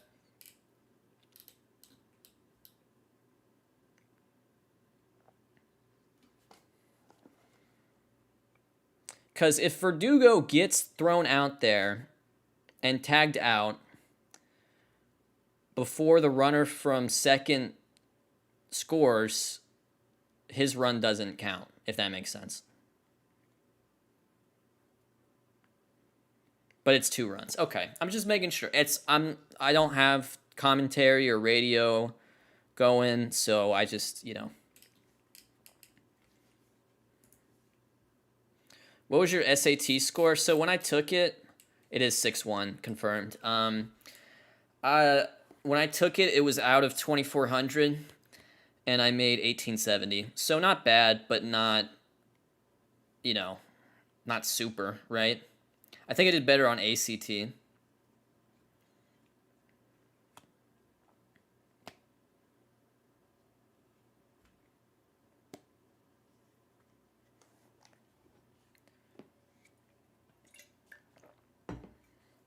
Would you ever do a collab baseball bits? I mean, I did with Giolito, so I guess the answer is yes.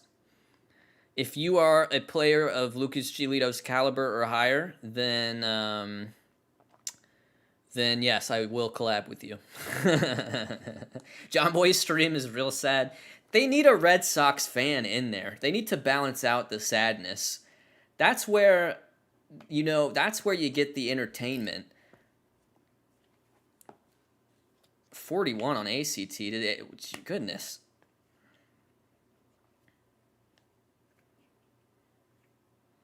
Would you ever do a baseball bits on Matt Antonelli? Probably not. I mean, I really like what Matt does on YouTube. Don't get me wrong. But probably not. Yeah, I was going to say, isn't ACT out of... I don't even think you can get a 41 on that. I made like a What did I make on ACT? I can't remember. I'm not going to say if I can't remember.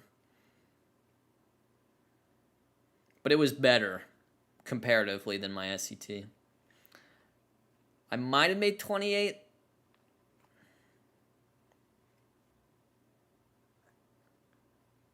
Do you golf? I've been thinking about getting into it once baseball offseason hits. I've been thinking about taking up golf. I've been watching some good golf on YouTube. I like those videos, man. They're very, very watchable. A very watchable type of video.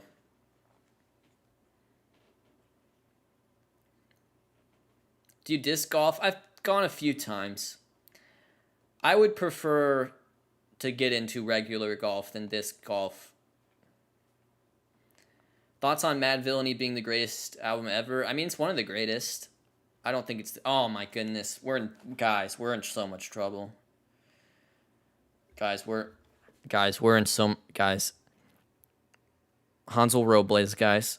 This game is going to last... This inning is going to...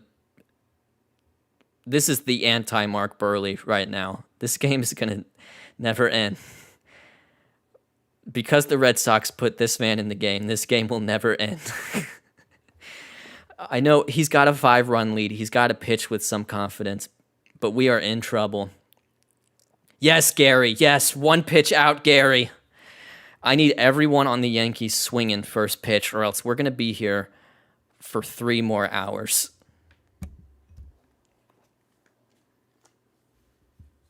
Don't try to... Nope. We're going to be attacking on this guy. Will there ever be another postseason no-hitter? Absolutely, I think, Unabomber. Absolutely, I think there will be.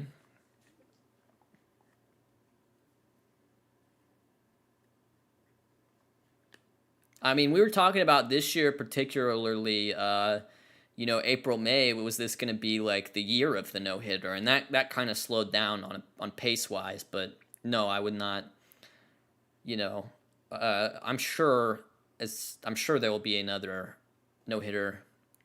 Is Jose Ramirez the best third baseman in baseball? Yes, he is.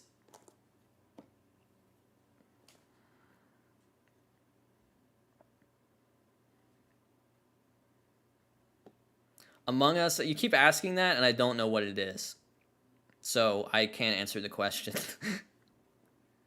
I'm sorry, I don't want to, disappoint you, but I just don't really know what that is. I had Rendon as the highest-ranked third baseman in the Foolish 50, and then I had Ramirez second. But, I mean, I think given how their seasons have gone, I think it's easy to say that Jose is the best.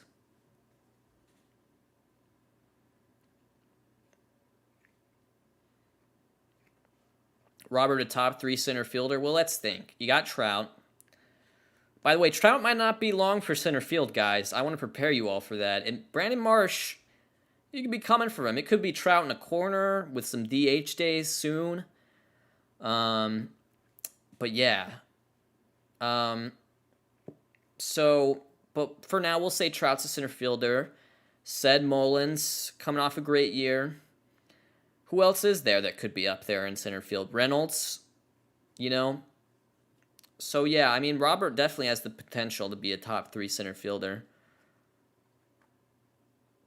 Where would you put Riley? I would put Riley, I would still put him below kind of that top tier of third baseman. He would still be below Ramirez, Rendon, Bregman, Chapman. Even though I know Chapman didn't have a great year, Arenado. He would, Machado, he would probably be after that, Devers, maybe. Maybe around Devers, I don't know.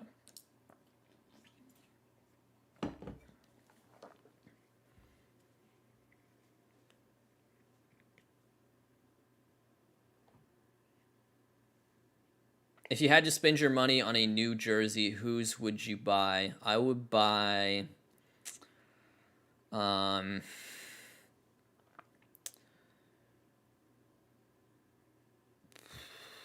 Franco.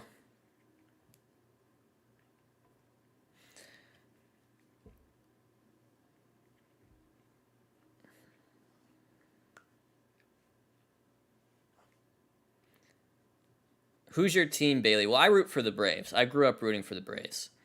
But I've always felt like my Braves fandom was something that I generally keep separate or more separate. Is there's a 3-2 pop out by Odor that at bat took about 12 minutes. Yeah, you know how like John Boy, like being a Yankees fan's a big part of his brand. You know how Mark being a Mets fan's a big part of his brand. I've always kind of been different about my fandom than those two. So I'm definitely a Braves fan, but also like to me, Foolish Baseball is about celebrating all types of baseball, and so I don't really, my Braves fandom isn't really part of the channel in that way. Braves changed the name. Yeah, I reckon. I reckon the name change is coming. I think the thing is, I just, in the most progressive way possible, don't care. You know what I mean? In the most progressive, sympathetic way possible, I don't care what the Atlanta Braves are called. And so if you want to change the name, it will have no bearing on my fandom. So that's it. You know, if people's feelings are hurt by it, I don't care. Change the name. It's not gonna affect me in any way. Why should I care what the baseball team is called? Why does it matter? People are gonna be freaking out about the Guardians for like 2 weeks, and then it'll be like it never happened. If you're a Cleveland fan right now and you're not gonna root for that team because they changed their name to the Guardians, you aren't a fan to begin with. You're just posturing like this because you have opinions about political correctness or whatever, but you don't really care. You've watched your team trade away their best player, every 15 months for the last 5 years, but the name change is what's going to stop you from rooting for them. You know?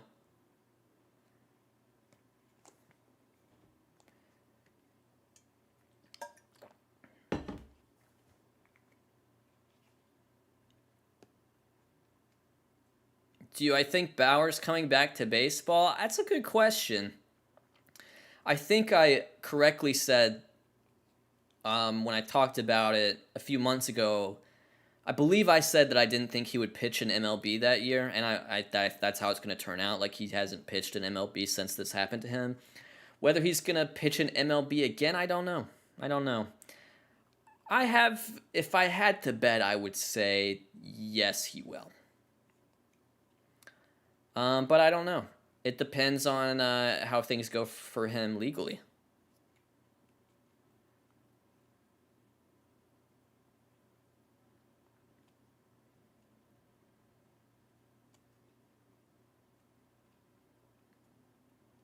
Foolish Atlanta.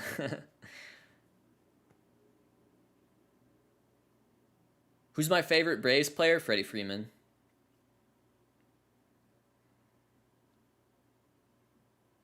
Will Marcell Ozuna play again? It's interesting because I felt like when that arrest first came out, I was like, he's not going to play again. But then some of the things that have come out about the case and the direction it's going, yes, I do think Marcell will play again. I'm curious if he'll play again as a Brave or someone else, though. I wonder. But yeah, I feel more confident in Ozuna playing again than Bauer playing again at this moment. Favorite Beatles album would be Magical Mystery Tour, if that counts as an album. I would say my favorite Beatles album is Magical Mystery Tour. If it counts, it's kind of a compilation in a way. So if not that, then Revolver.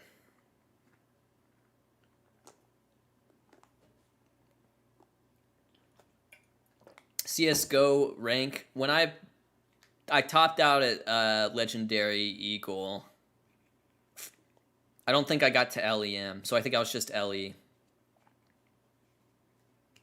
But I haven't played in close to a year. But I will. I love CSGO. I just need like a break. I can't play it like round the clock, I was pretty good, in my opinion.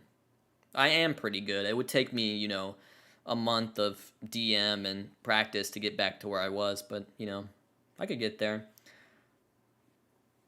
Have you played any Valorant? No. Maybe I should give it a try. My understanding is for a lot of my friends who played CS and then went on to Valorant, they found Valorant to be very easy, and I can understand why. If you're a CS:GO player and you're half decent at that, you can probably be really good at Valorant.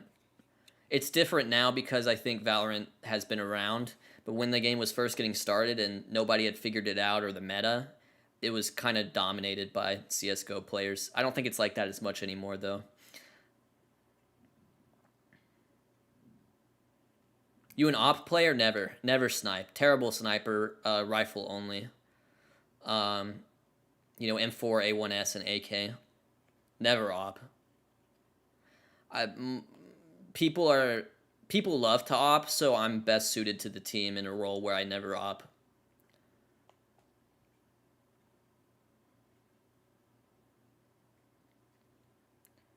Where do you play on Mirage? I feel most comfortable. I feel comfortable nowhere on Mirage. I think I'd prefer to be a B player, like a catwalk player on Mirage. Yeah, I know A1S is meta now, and I haven't even played. I was playing A1S before it was meta, but now it's meta. Isn't that crazy? That just means I'll be better if I do play. Because I was playing A1S before it was meta. Now everyone's using it.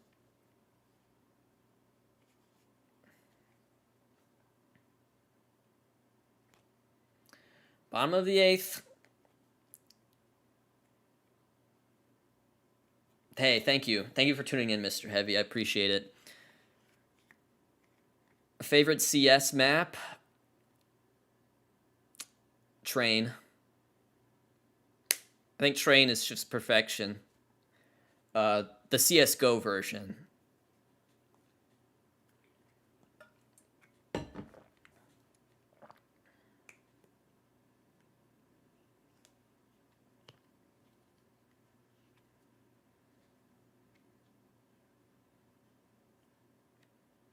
What do you think would come out of a Dodger Giant NLDS? A lot of salt and a lot of tears probably would be the outcome of that. Are you excited for Shane McClanahan? Of course I am.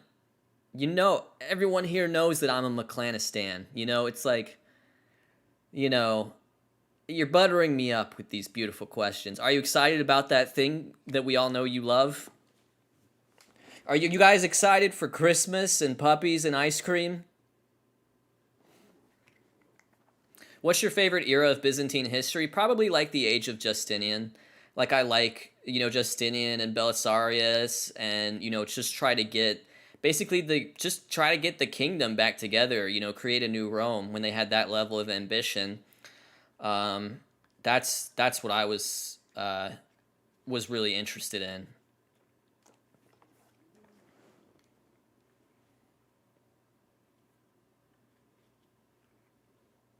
Not the age of iconoclasm. I kind of get that too.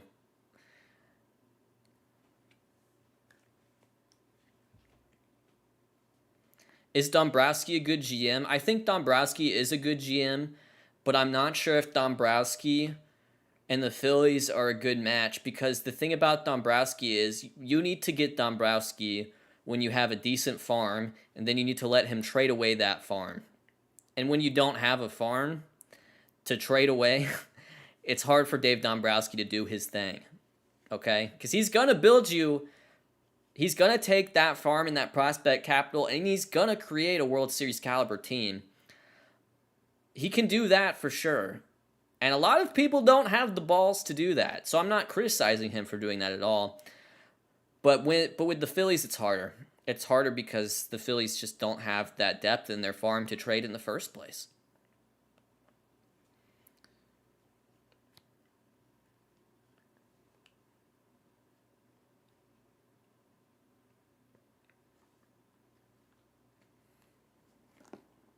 Did Joey Gallo start dating J-Lo? Why is A-Rod so mad at him? Noel, I haven't read it, but I've read sort of companion type readers to it. But no, I mean the whole thing is just hideously long.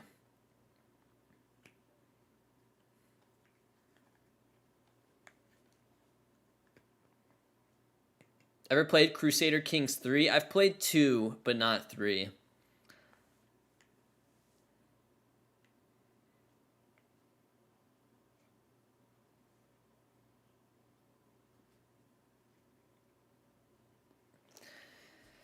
This game is winding down, guys. Who would you guys say has been the best player in this game? Who's like, you don't get an MVP, a trophy, or a new Chevrolet truck for being the best player in this game. But like, who has been the key guy? Is it Evaldi? Is it Xander? Is it Verdugo? They've had moments. Can I do a poll? Let's do a poll.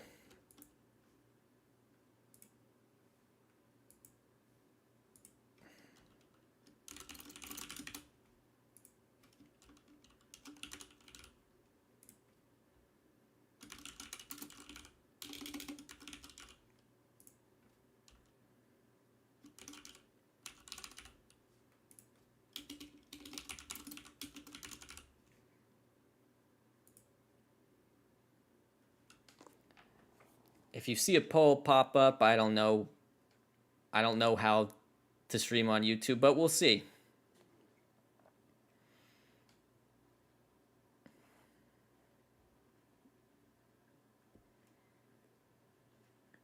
It looks like the people have chosen Nasty Nate. That handsome fella on my wall is Nap Lajoie, a baseball player so good that they named the team after him.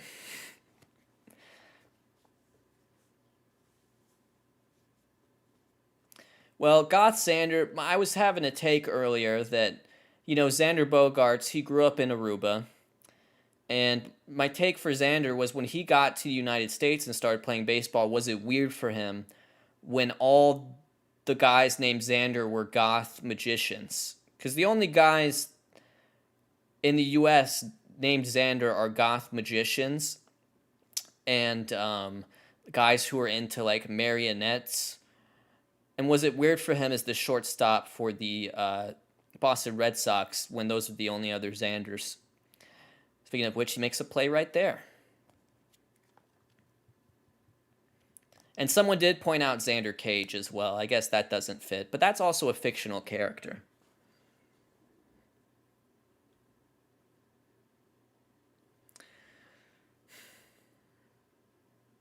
Looks like Nasty Nate is the winner.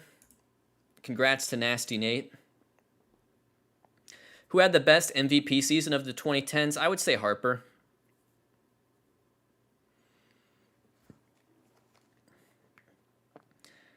It would be really funny if Stanton hit a home run here. Like he's almost hit a home run twice and had to settle for a single.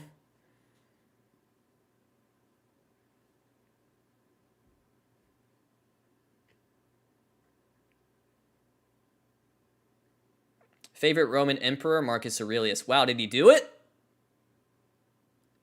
Nope. Foul, right? Nope, he did do it. He did do it. I'm telling you, he could have 3 home runs today. This is crazy. That was his worst hit ball. That was by far, he pesky pulled that one. Giancarlo has exposed Fenway as a ballpark for doofus teams because he has crushed 2 balls off the monster and then he hits like the ultimate pesky pull home run. What a silly ballpark. I'm not saying it's right or wrong. I'm just saying it's very silly. 344 feet home run for Mr. Giancarlo. He had a 400-foot single and a 345-foot single.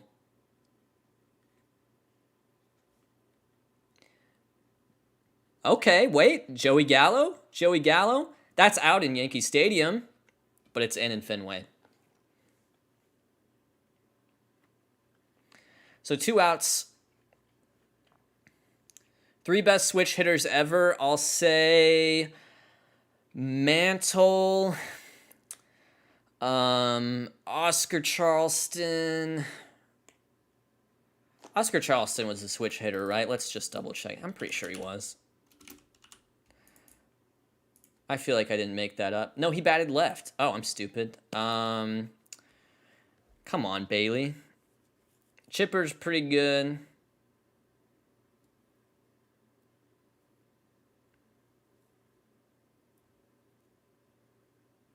Vizquel, no. I feel like there was one of the big Negro leaguers hit switch. Well, this is your ball game right here. There it is. Well, the Red Sox advance.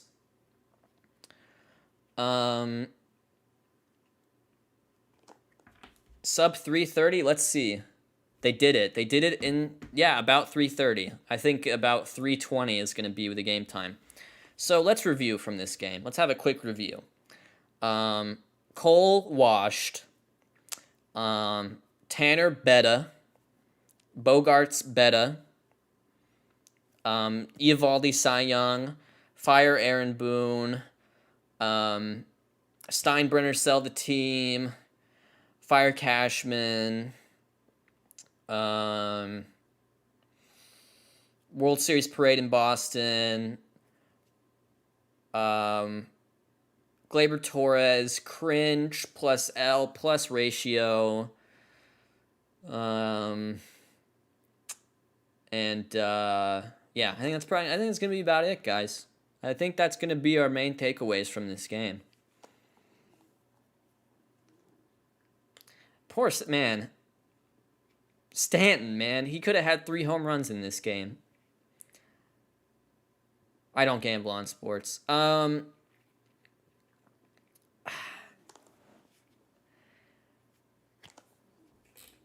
Stanton's playoff OPS for his career is going to be over 1,100.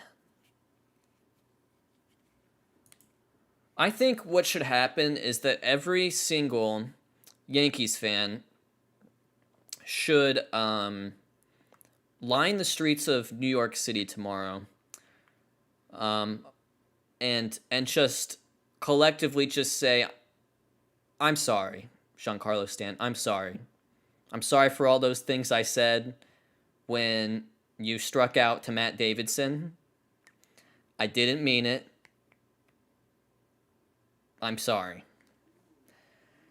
I would love to see what Stanton could do on a real team like the Texas Rangers, you know?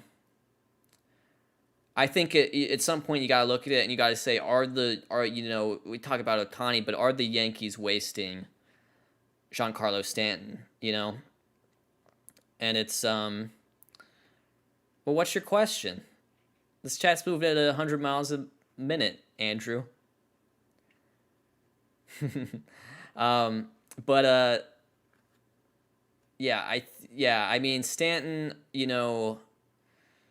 you'd love to see him just, can he sort of, do a LeBron type situation where he can start a super team with Andrew Velasquez and Tyler Wade, But yeah, I would just love to see Stanton in a Texas Rangers uniform, or like a Miami Marlins or a Pittsburgh Pirates, just a real team,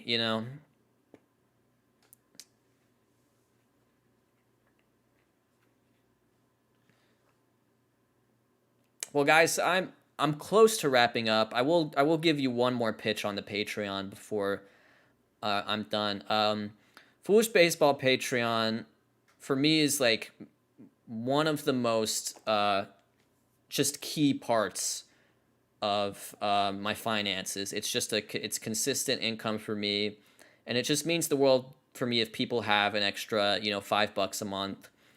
And in return, what you get is a monthly exclusive Q&A from me that I promise you I research really hard on it.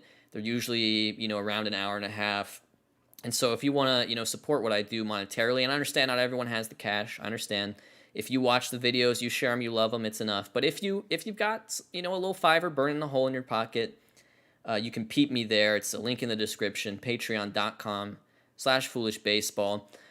tomorrow for the NL wild card, I will be doing a stream. I don't know for sure if it's going to be a Patreon exclusive yet or not. That's something I'm going to discuss with my patrons in general in the lead up to the game. But yeah, just know that if you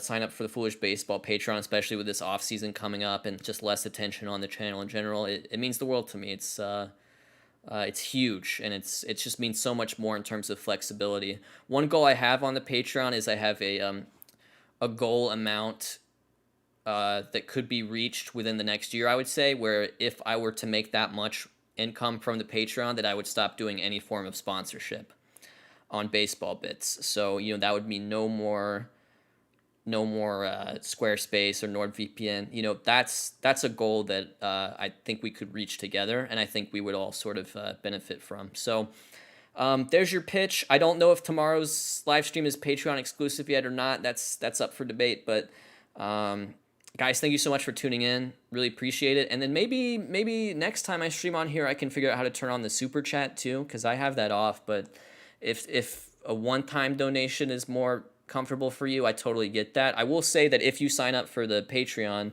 you don't get charged until November 1st. So you could sign up, reap the benefits for this month, and then as long as you cancel before November 1st, it won't charge you. So appreciate it, guys. Thanks so much for the support, this stream, and just all off season, or just all during the season in general. It's been huge. So thank you guys so much for tuning in. And yeah, see you guys soon. I'm hoping to have a baseball bits up within a week, maybe on Monday. There is a link to the Patreon in the description, again, just as I said. All right,